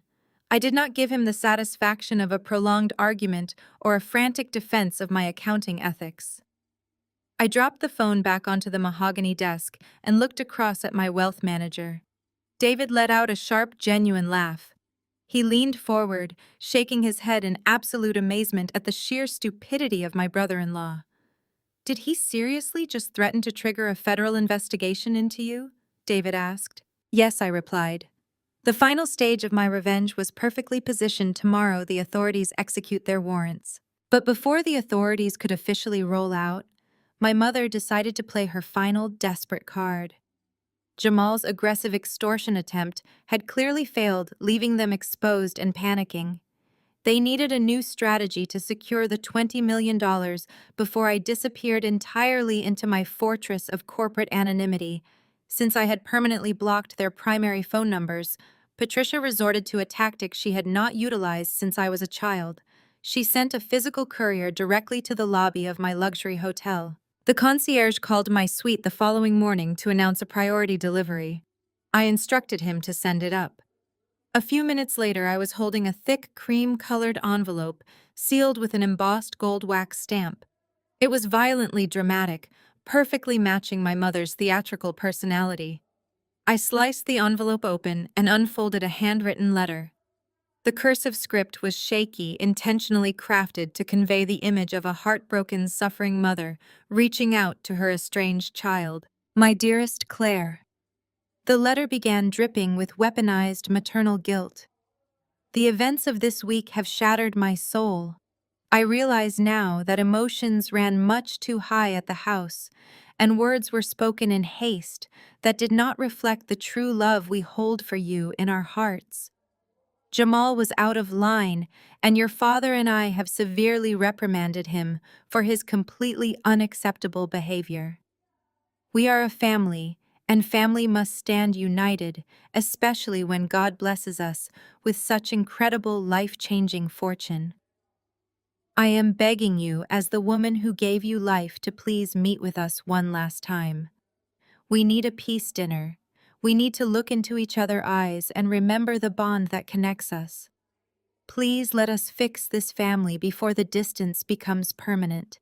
I read the letter a second time, marveling at the absolute clinical perfection of her manipulation. She completely glossed over the fact that she had evicted me from my own property. She expertly shifted the entirety of the blame onto Jamal, completely ignoring her own vicious screams in my office. She invoked God biology and maternal sacrifice in a single suffocating paragraph. It was a masterclass in narcissistic baiting. She genuinely believed that if she could just get me into a room and cry directly into my face, my lifelong conditioning would immediately reactivate and I would hand over my bank accounts. The bottom of the letter contained the specific details of her desperate invitation. She had booked a private dining room at l'Orangerie, the most notoriously expensive five-star French restaurant in the entire city. It was an establishment where a simple appetizer cost more than my weekly grocery budget, and securing a private room required a massive non-refundable deposit. My analytical mind immediately caught the discrepancy. How was a family currently drowning in massive consumer debt managing to secure a private dining room at an elite five-star restaurant on 24 hours' notice? I walked over to my laptop and pulled up the secure banking portal. Because the fraudulent second mortgage had been deposited into the joint checking account my mother had forced me to open a decade ago, my name was technically still attached to the account digital ledger. I had full visibility into its transaction history. I clicked on the Pending Charges tab. Right there, timestamped at exactly 8 in the morning, was a pending credit card authorization for $4,000 at l'Orangerie. Patricia had not scraped together her own savings to buy my forgiveness. She was literally using the $500,000 she had just stolen out of the equity of my house to buy me a fancy dinner.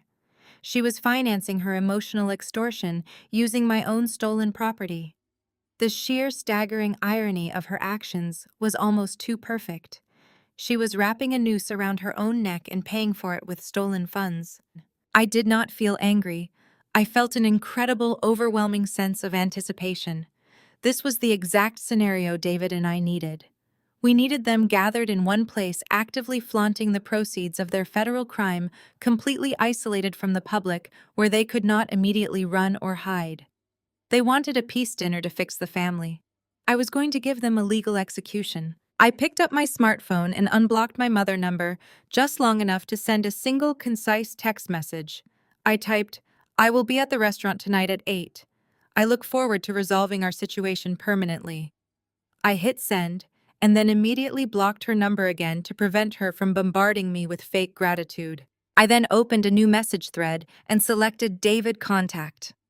My thumbs flew across the digital keyboard with practiced precision. "The trap is officially set," I wrote. "They are hosting a private dinner tonight at 8. They paid the deposit using the stolen mortgage funds. The wire fraud is completely verified and active. Put on your absolute best suit, David. We are going to dinner." David replied less than 10 seconds later with a simple, sharp confirmation. He understood exactly what was required. He would not be attending as a friendly +1. He would be attending as a highly aggressive wealth manager and attorney ready to drop a federal anvil on a room full of arrogant thieves. I spent the rest of the afternoon preparing my own armor. I did not want to look like the tired, overworked auditor they were used to bullying. I wanted to look like the $20 million titan they were trying to steal from. I scheduled an appointment with the hotel luxury salon for a professional blowout, and I laid out the tailored crimson suit I had worn for the lottery commission broadcast. I packed my leather briefcase with the physical evidence. I snapped the brass locks of the briefcase shut and walked out of the hotel suite. David was waiting for me in the lobby, wearing a charcoal gray suit that radiated quiet, predatory menace. We climbed into the back of a private luxury car and headed directly toward the restaurant. L'Orangerie was a fortress of culinary exclusivity, guarded by valet attendants and heavy velvet curtains that muffled the chaotic sounds of the city. As we stepped through the gilded front doors, the maitre d' immediately recognized the reservation name and ushered us through the main dining room. We bypassed tables of local politicians and corporate executives, heading straight for the private dining suites located in the isolated back wing of the establishment. My family was already seated when the host pulled back the heavy oak door. The room was lavishly decorated with fresh orchids and antique mirrors, a setting completely detached from the severe financial reality of the people occupying it. Patricia, Richard, Madison, and Jamal were gathered around a circular mahogany table. They were laughing warmly, holding delicate flutes of the most expensive vintage champagne the restaurant offered. The very moment Patricia saw me, she leaped out of her chair with an aggressively bright smile, her arms thrown wide open for a theatrical maternal embrace. She froze abruptly when David stepped into the room right behind me. Her eyes darted nervously over his impeccably tailored suit and imposing posture. Jamal lowered his champagne glass, his smug expression faltering for a fraction of a second. I stepped smoothly out of the path of my mother's impending hug and pulled out my own chair. "This is David," I announced, keeping my voice entirely neutral and offering zero additional context. "He is a close friend of mine. I asked him to join us tonight for moral support." Patricia recovered her composure with practiced speed. She forced a dazzling, overly enthusiastic smile and welcomed David, gesturing for him to take the open seat next to me. Jamal eyed David with obvious suspicion, but quickly masked it behind his usual arrogance, puffing out his chest and adjusting his designer tie. He clearly assumed David was just some corporate coworker I had dragged along to act as an emotional buffer. He had absolutely no idea he was sitting across from a legal apex predator who had already drafted their federal indictments. We took our seats, and the waiter immediately arrived to take our orders. Patricia commanded the table, ordering the most expensive items on the menu without a single second of hesitation. Dry-aged Wagyu steaks, imported white truffles, beluga caviar, and another bottle of the astronomical champagne.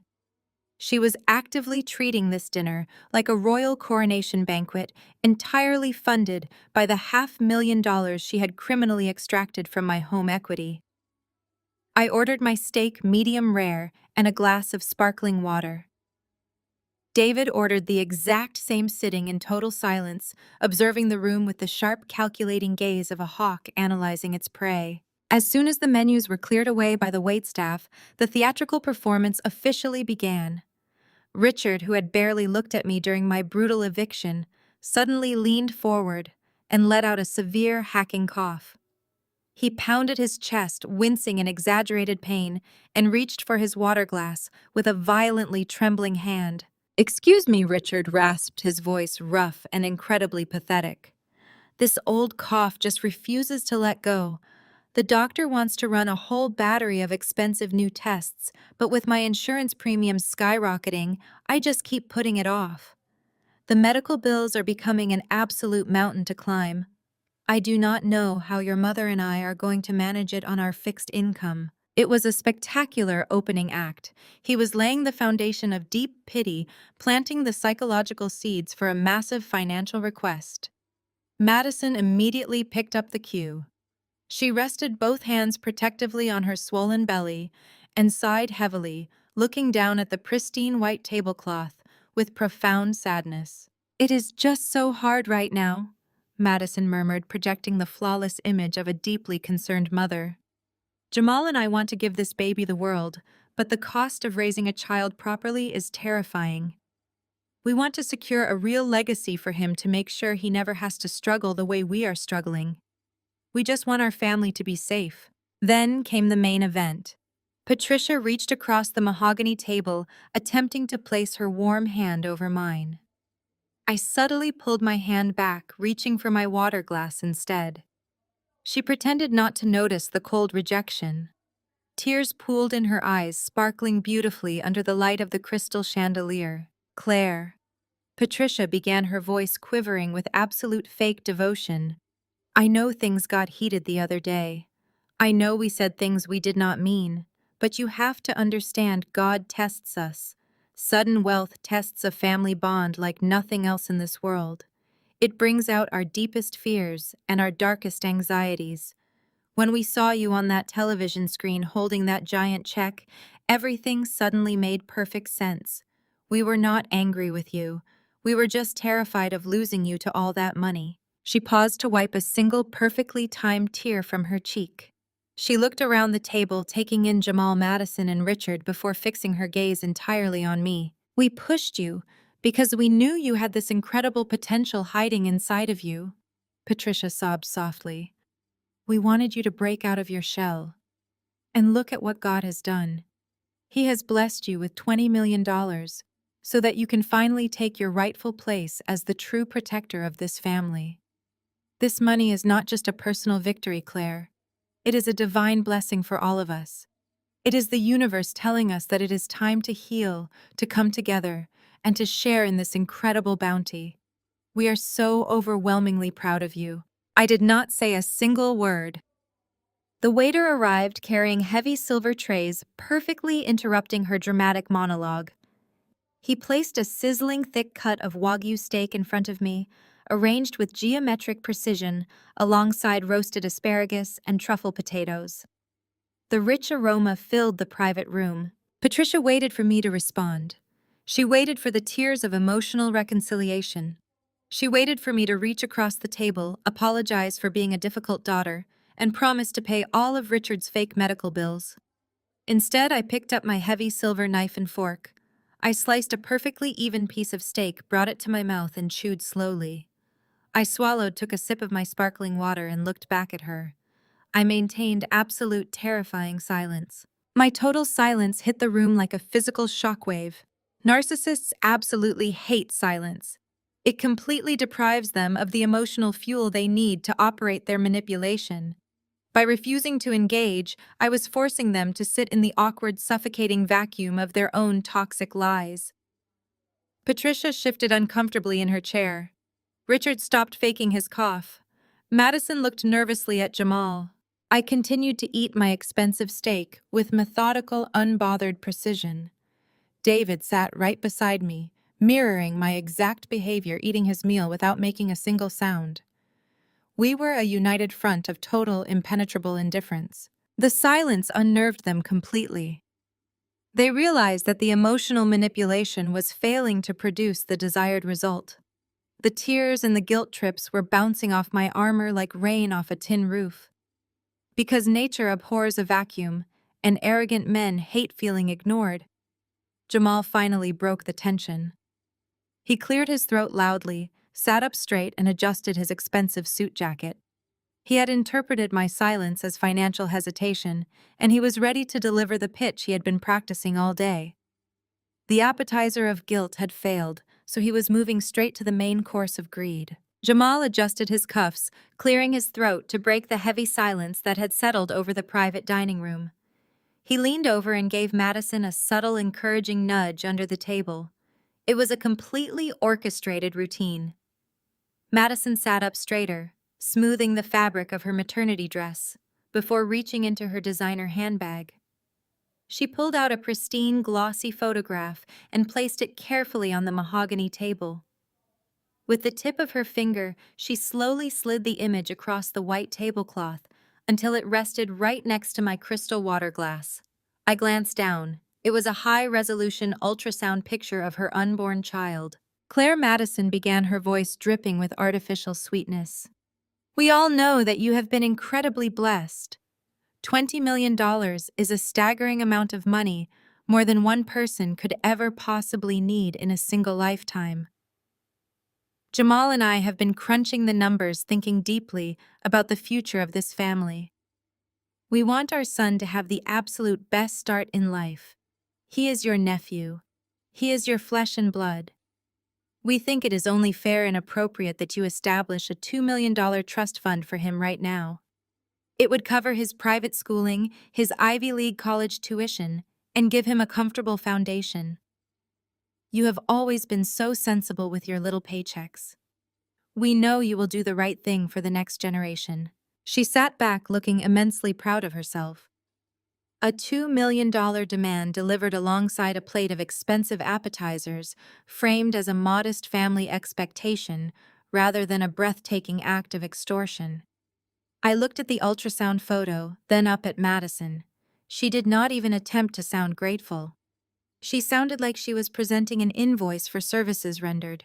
Before I could even process the sheer audacity of my sister demanding 10% of my entire net worth before the main course had been fully digested, Jamal took over the presentation. He pushed his empty plate aside, leaned back heavily in his plush chair, and picked up his glass of $300 champagne. He took a slow, deliberate sip, swirling the expensive vintage around his mouth as if he were a true connoisseur. He looked at me with the exact same arrogant, patronizing sneer he had worn when he kicked me out of my own house just days earlier. Let us be entirely practical here, Claire, Jamal said, waving his hand dismissively toward my direction. You are a low-level auditor. You spend your days looking at spreadsheets for other people. You have absolutely no experience handling high-level capital. Sudden wealth is a very dangerous thing for people who do not understand the mechanics of elite finance. People like you hit the lottery and go broke in 3 years because you lack the proper vision. I set my fork down, resting my hands on my lap, and let him continue his spectacular display of unearned confidence. David shifted slightly in the chair next to me, his predatory eyes locked entirely on Jamal. I have been moving in elite circles for years, Jamal continued, puffing out his chest and adjusting his silk tie. I know exactly how to turn capital into an empire. I have partnerships ready to launch commercial real estate deals, just waiting for the right cash injection. But I will be completely honest with you, Claire. Women-led emotions ruin investments. You will panic. You will try to save every penny or give it away to useless charities. You need a steady masculine hand guiding this ship. Let me handle $5 million of that capital for you. I will act as your primary portfolio manager. I will guarantee you a massive return on investment, and you can just sit back and collect a modest allowance while I do the heavy lifting for the family. He raised his crystal glass toward me in a mock toast, absolutely convinced he had just delivered the most compelling financial pitch of the century. In his mind, he was doing me a massive favor. He was graciously offering to relieve me of the terrible burden of $5 million, while his wife demanded another $2 million just for getting pregnant. They wanted $7 million handed over immediately, wrapped up in a bow of intense sexist condescension and fake family unity. Patricia beamed with pride from across the table. She clapped her hands together lightly, completely ignoring my absolute silence. Oh, Jamal is so right, Claire. He has such a brilliant mind for these things. Letting him handle the bulk of the money will take so much stress off your shoulders. We can finally operate as a real wealthy family. You just have to write the checks and let the men handle the complicated parts. I looked around the table at my family, my mother practically vibrating with greedy anticipation. My father, Richard, staring blankly at his plate, fully allowing another man to insult his daughter. Madison waiting eagerly for her $2 million trust fund. And Jamal smirking behind a glass of champagne he bought using my stolen equity. They were all waiting for my response. They fully expected me to nod, shrink back into my obedient shell, and hand over the keys to my entire financial existence. I slowly reached for the heavy linen napkin resting on my lap. I brought it up to my face and meticulously wiped the corners of my mouth, erasing any trace of the meal. I placed the napkin neatly beside my plate. I sat up perfectly straight, aligning my posture with the ruthless, calculating energy of the wealth manager sitting right beside me. I turned my head and locked eyes directly with my brother-in-law. The smirk on his face faltered for a fraction of a second as he registered the complete chilling absence of fear in my gaze. I did not yell. I did not show an ounce of the emotional distress he had just accused women of harboring. I offered him a slow, perfectly dead, terrifying smile. "You know what, Jamal," I said, my voice echoing clearly and sharply across the private dining room. "Let us talk about your investment strategies." I reached down to the floor beside my chair, my fingers wrapping firmly around the leather handle of my designer briefcase. I lifted it and placed it squarely on the pristine white tablecloth right next to the remnants of my expensive steak. The heavy brass clasps clicked loudly in the quiet room. Across the table, Patricia leaned forward so quickly she nearly knocked over her water glass. Madison's eyes lit up with unadulterated greed, her hand instinctively tightening around the ultrasound photo. Jamal sat up straighter, adjusting his posture visibly, readying himself to accept a massive financial windfall. They were absolutely convinced I was about to pull out a glossy corporate checkbook. They fully expected me to uncap a pen, bow my head in quiet submission, and sign away $7 million to fund their pathetic delusions of grandeur. Instead, I opened the briefcase and pulled out a thick, heavy stack of crisp banking documents. I did not hand them a check. I placed the massive stack of paper directly in the center of the table. The sharp thud of the documents hitting the wood caused Jamal to flinch. His smug, arrogant smile faltered for a second time, replaced by a flicker of genuine confusion. He stared at the papers, his brow furrowing as he tried to comprehend why a submissive sister-in-law was presenting a legal dossier instead of a blank check. Patricia let out a nervous, breathless laugh, looking from the papers to my face and back again.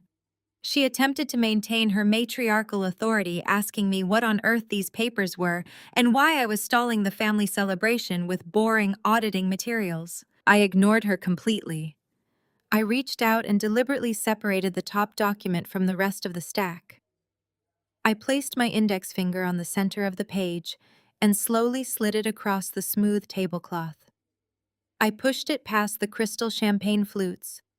I pushed it past the expensive roasted asparagus. I pushed it until it stopped exactly halfway between my mother and my brother-in-law. "This is not an auditing report," I said, keeping my voice utterly devoid of emotion. "This is a comprehensive digital record of a highly sophisticated federal crime." Jamal looked down at the document. The color began to drain from his face with terrifying speed.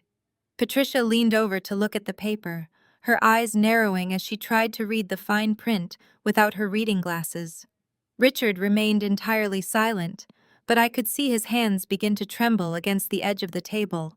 Madison simply looked confused, completely ignorant of the financial mechanics her husband and mother had orchestrated behind her back. I gave them a few seconds to absorb the heading of the document. I watched their eyes track the bold, unmistakable logo of my primary mortgage lender. I watched as they saw the official bank seals and the approved status stamps covering the top margin. "You forged my signature to pull $500,000 out of my property," I stated. My voice was not loud, but it cut through the air in the private dining room like a perfectly sharpened blade. I did not phrase it as a question. I delivered it as an absolute, irrefutable fact.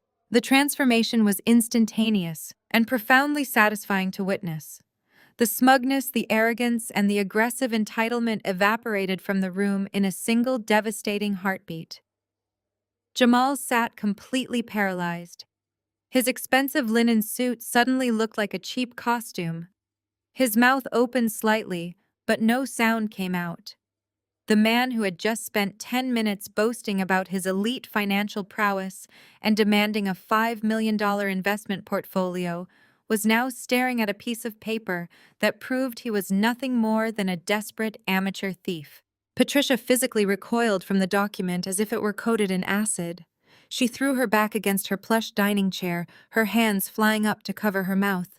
The radiant maternal glow she had weaponized all evening was completely extinguished. Her face turned an ashen, sickly shade of gray. The sheer, suffocating terror in her eyes was unmistakable. She knew exactly what she had done, and she knew I possessed the absolute proof. "This is a printed copy of the approved second mortgage application." I continued, my voice steady and relentless. "You bypassed the security protocols on my deed.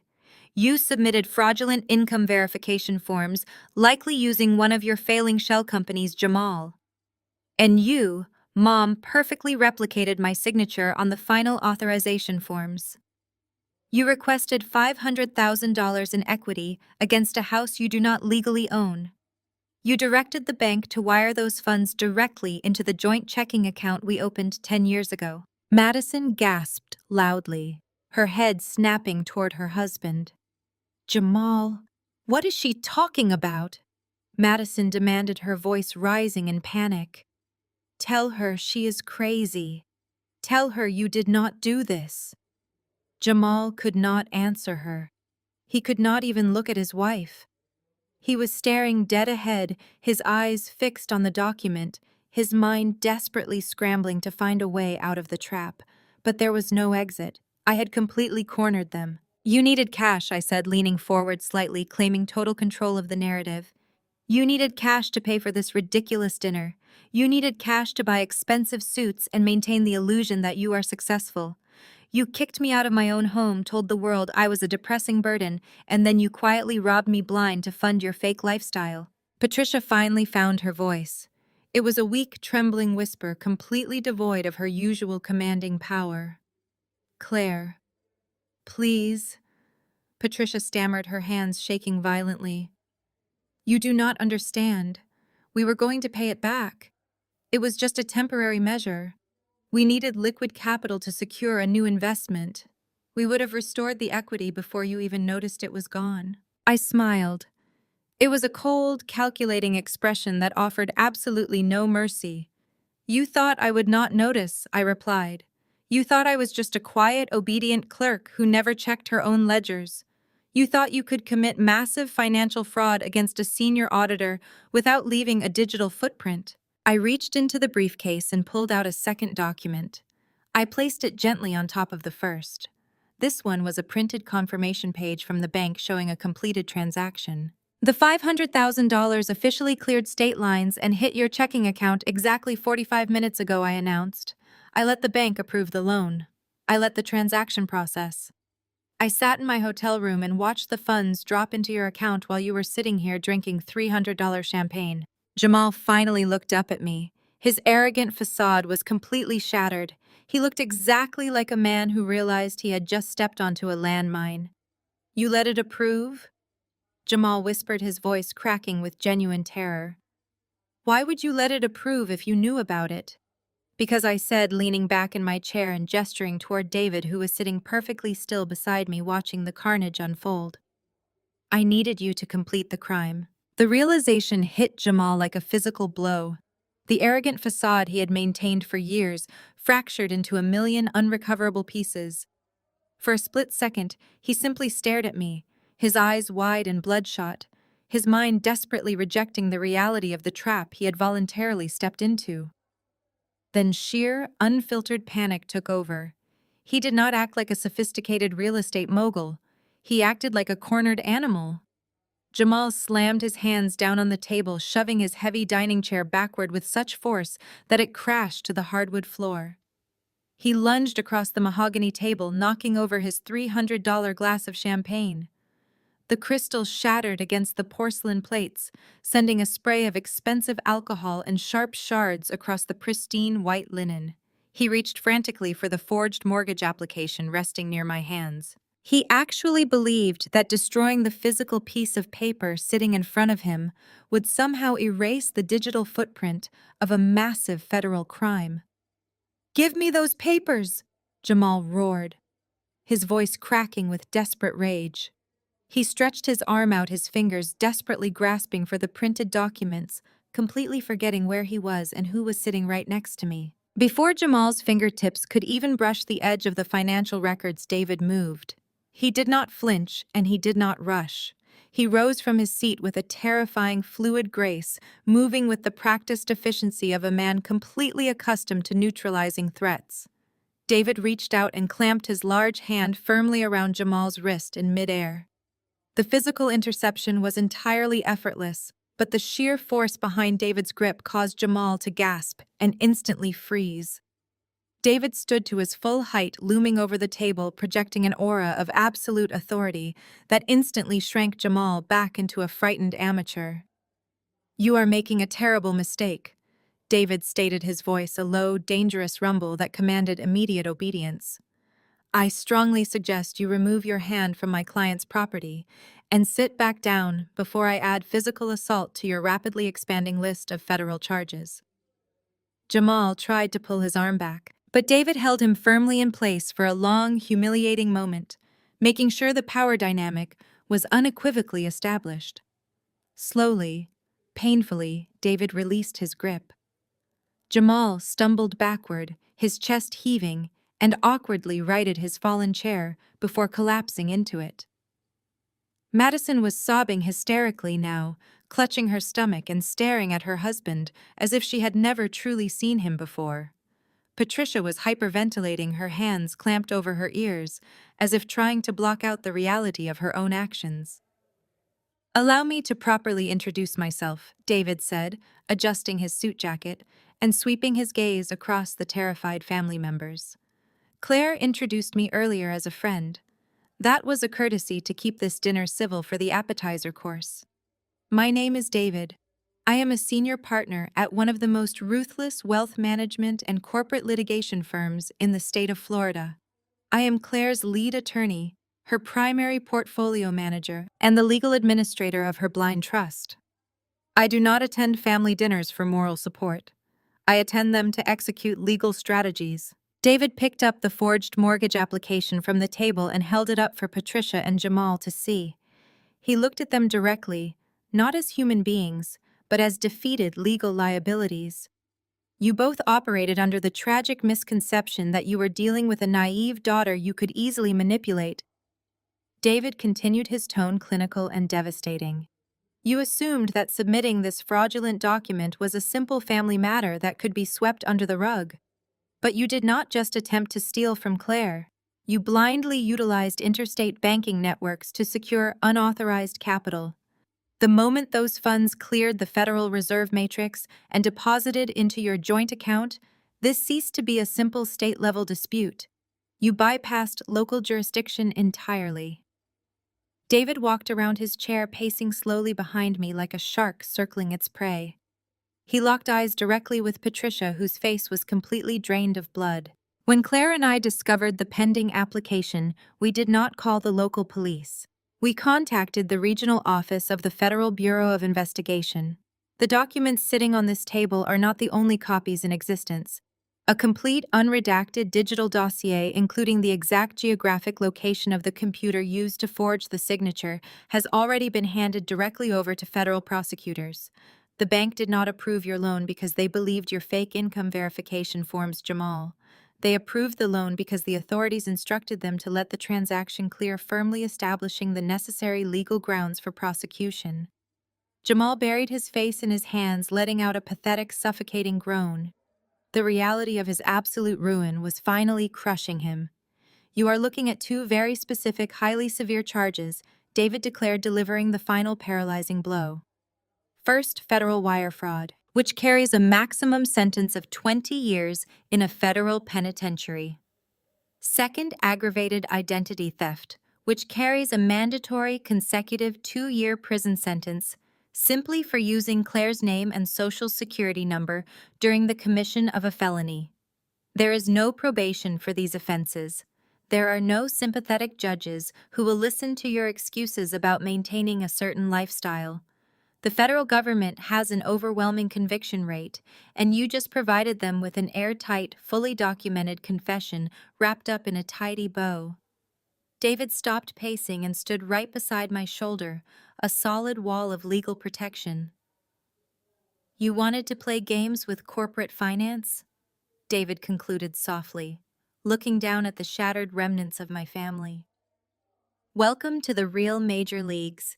You are now completely out of your depth, and you are now entirely out of time.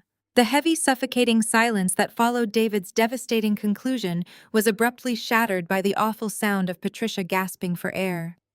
The terrifying weight of federal prison sentences finally crushed whatever delusional reality she had clung to all evening. She began to hyperventilate, gripping the edge of the mahogany table, her knuckles turning completely white. The matriarch who had commanded this room with absolute tyrannical confidence just 20 minutes ago was completely gone. In her place sat a broken, terrified woman, staring directly into the abyss of her own making. Claire Patricia wheezed, her voice cracking into a desperate, high-pitched sob. "You cannot do this. You have to tell them to stop. We will transfer the money back to the bank this exact second. Please, you cannot send your own mother to a federal penitentiary. We are your blood. We are your own family. You cannot send us to prison." She reached across the table, knocking over her water glass, sending ice water soaking into the white linen tablecloth. She ignored the spill entirely, begging for the obedient daughter she had controlled for 33 years to magically reappear and save her. Richard finally moved, grabbing his wife's trembling shoulder, his face etched with sheer panic. Madison was openly weeping, burying her face in Jamal's shoulder. Jamal was too paralyzed by his own impending legal doom to offer her any comfort. I sat perfectly still, observing the total meltdown of the people who had made my life a miserable cycle of financial anxiety and emotional manipulation. I did not feel a single drop of sympathy. The manipulation tactics simply bounced off my armor. I looked at Patricia, feeling only the cold, precise satisfaction of an auditor closing an incredibly difficult ledger. "I am not sending you to prison, Mom," I replied, my voice completely devoid of any emotion. You sent yourself to prison the moment you forged my legal signature to steal $500,000. You made a conscious choice to commit a federal crime, and now you are facing the mandatory consequences of that choice. The legal paperwork is already filed. The authorities have the evidence. There is absolutely no undoing what you did. Patricia let out a guttural wail, burying her face in her hands. But I was not finished. The criminal charges were only the first half of my exit strategy. They had aggressively evicted me from the very house I bought to save them. Now I was going to finish the job they started.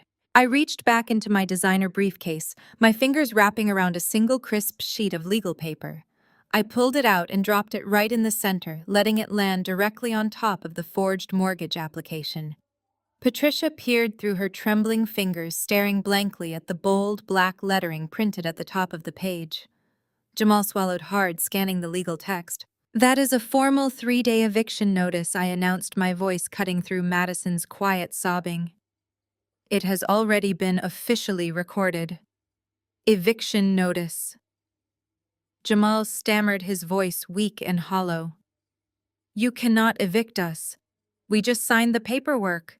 The bank approved the equity line on this property." "The bank approved a fraudulent loan on a property I no longer own," I corrected him.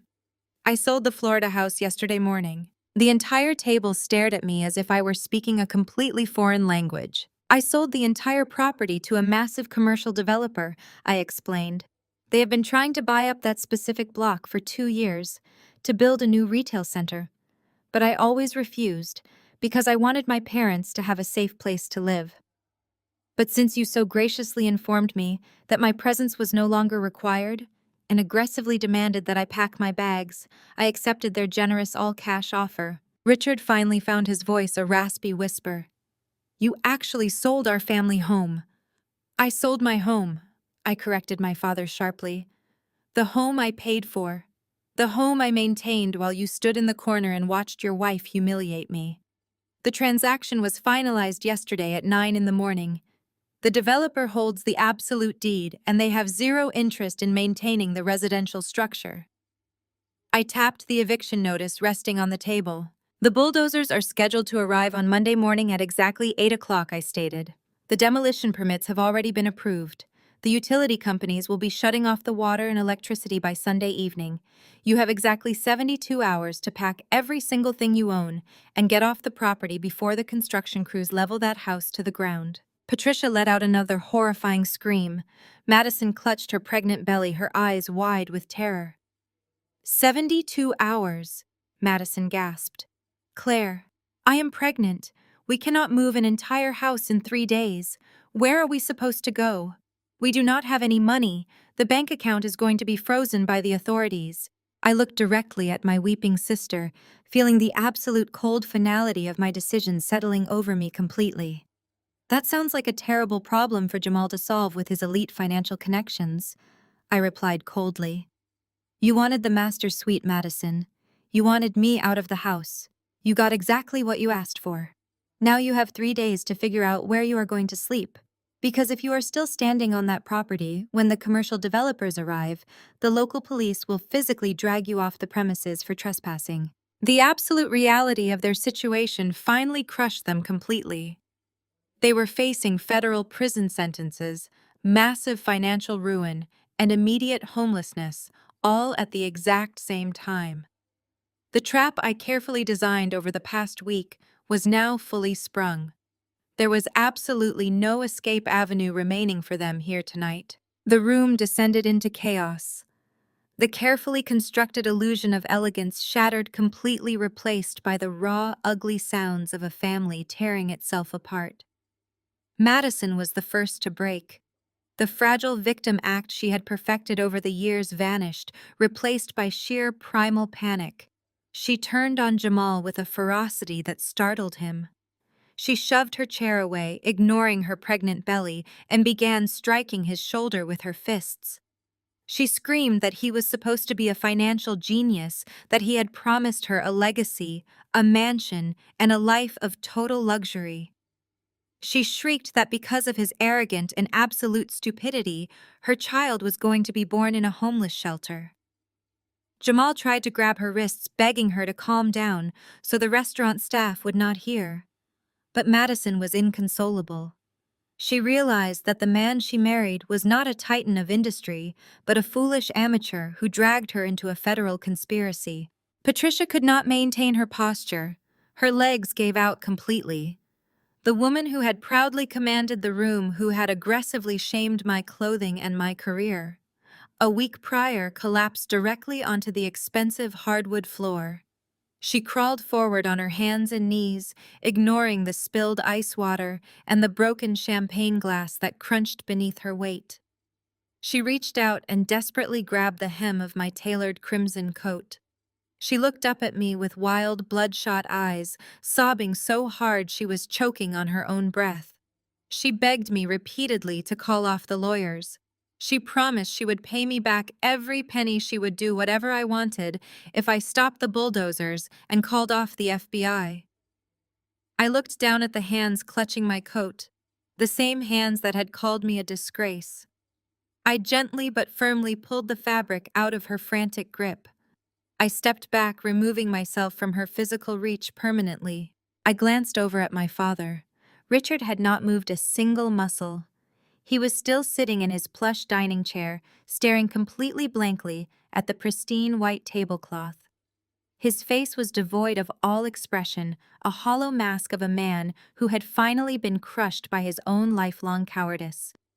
He had spent decades watching his wife mentally and emotionally abuse his eldest daughter, choosing to stay silent because it was easier than fighting back. He had stood in the corner while I was evicted from the house I bought to save him. Now that identical cowardice had cost him his home, his financial stability, and his freedom. He simply stared into the absolute ruin of his life. Then the heavy velvet curtains covering the windows of the private dining room began to glow. A pulsing, rhythmic sequence of red and blue lights pierced through the thick fabric, casting violent shadows across the mahogany table.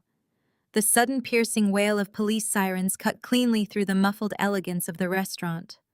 The sirens grew louder, converging directly outside the front entrance of the building. Jamal froze, releasing Madison's wrists. He stared at the flashing lights painting the walls of the room, his chest heaving with sheer terror. "What is that?" he whispered, his voice trembling uncontrollably. David stood still beside me, adjusting his jacket with absolute calm.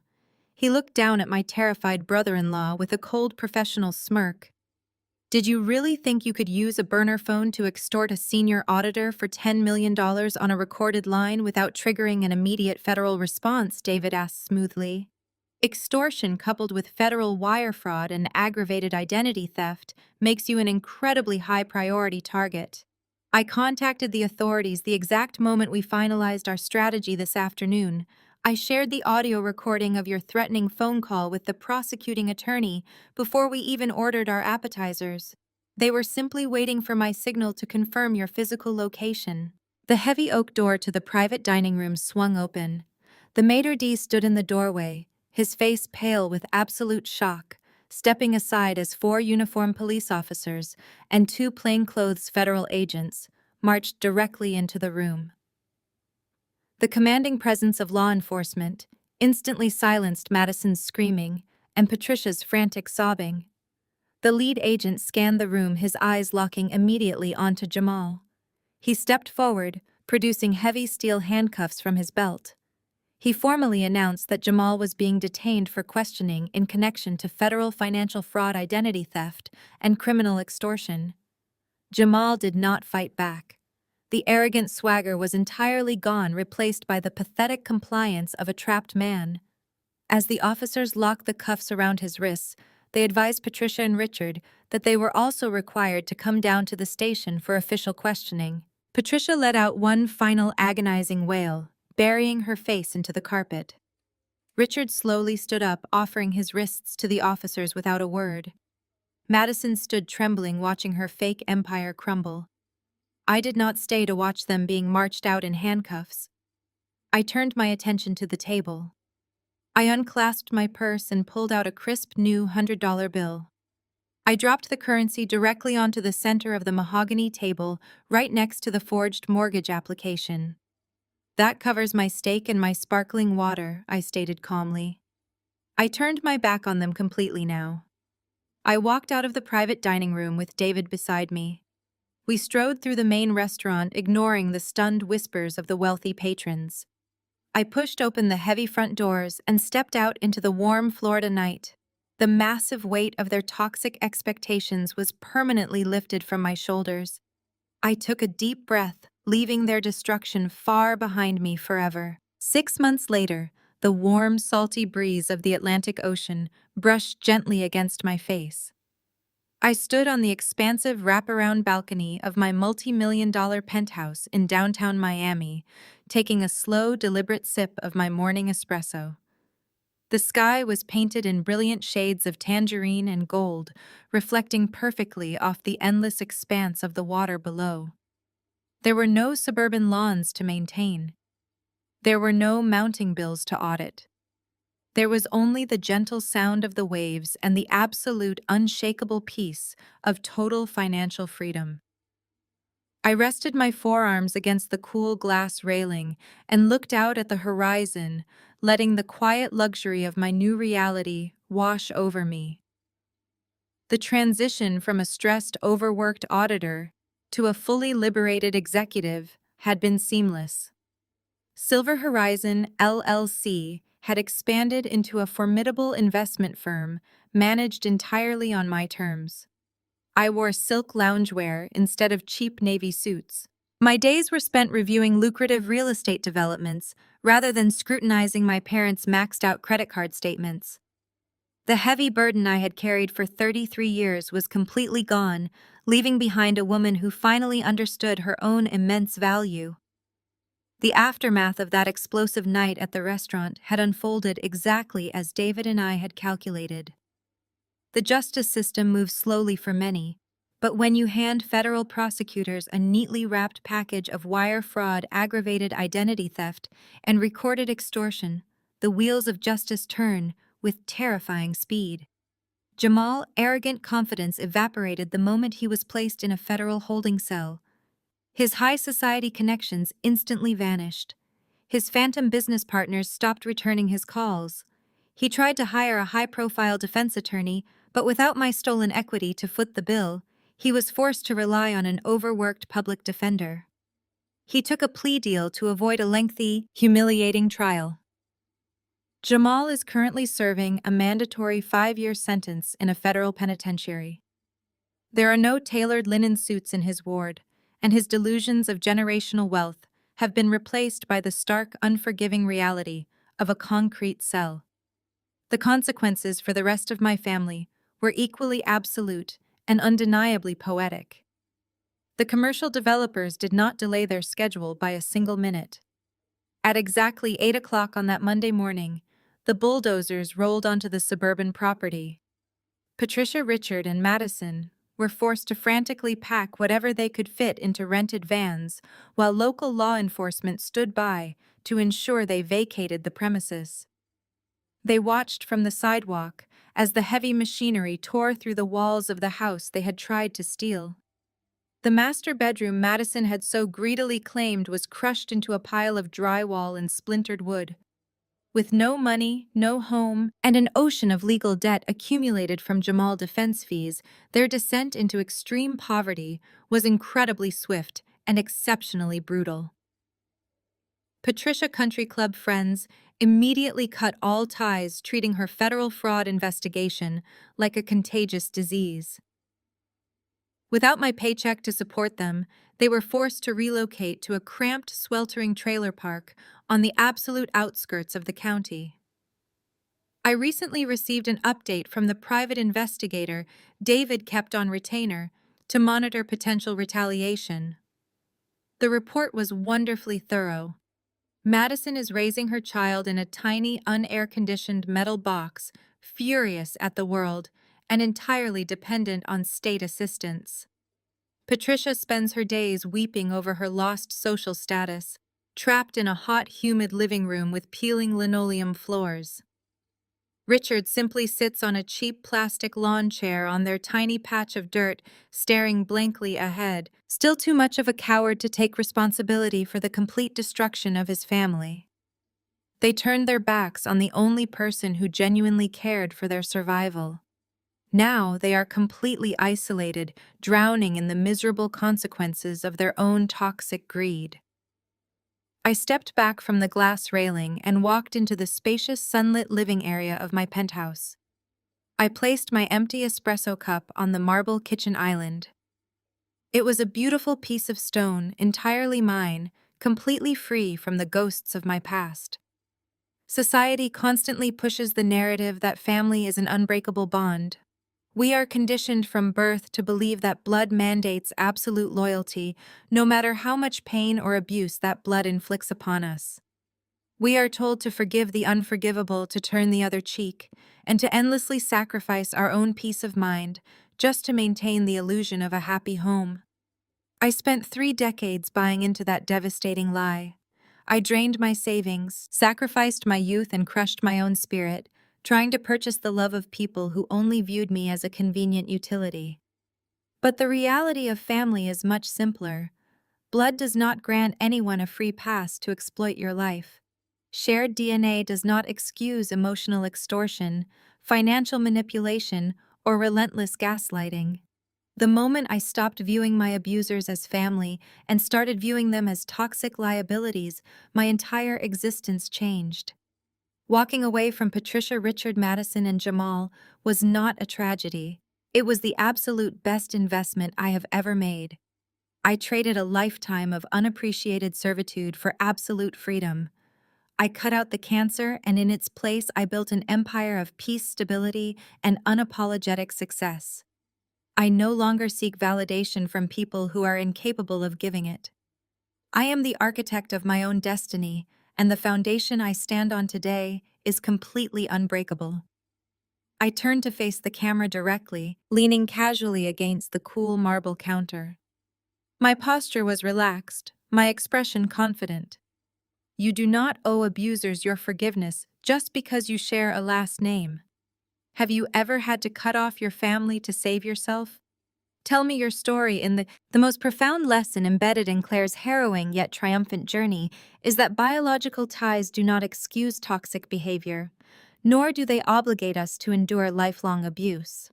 For decades, society has pushed the narrative that family is an unbreakable bond, often weaponizing this concept to force individuals to tolerate financial exploitation, emotional manipulation, and profound disrespect. Claire's story shatters this illusion, proving that true family is built on mutual respect and support, not the one-sided, relentless extraction of resources. When Claire's mother and brother-in-law unceremoniously evicted her from the very home she financed, they relied heavily on her historical obedience.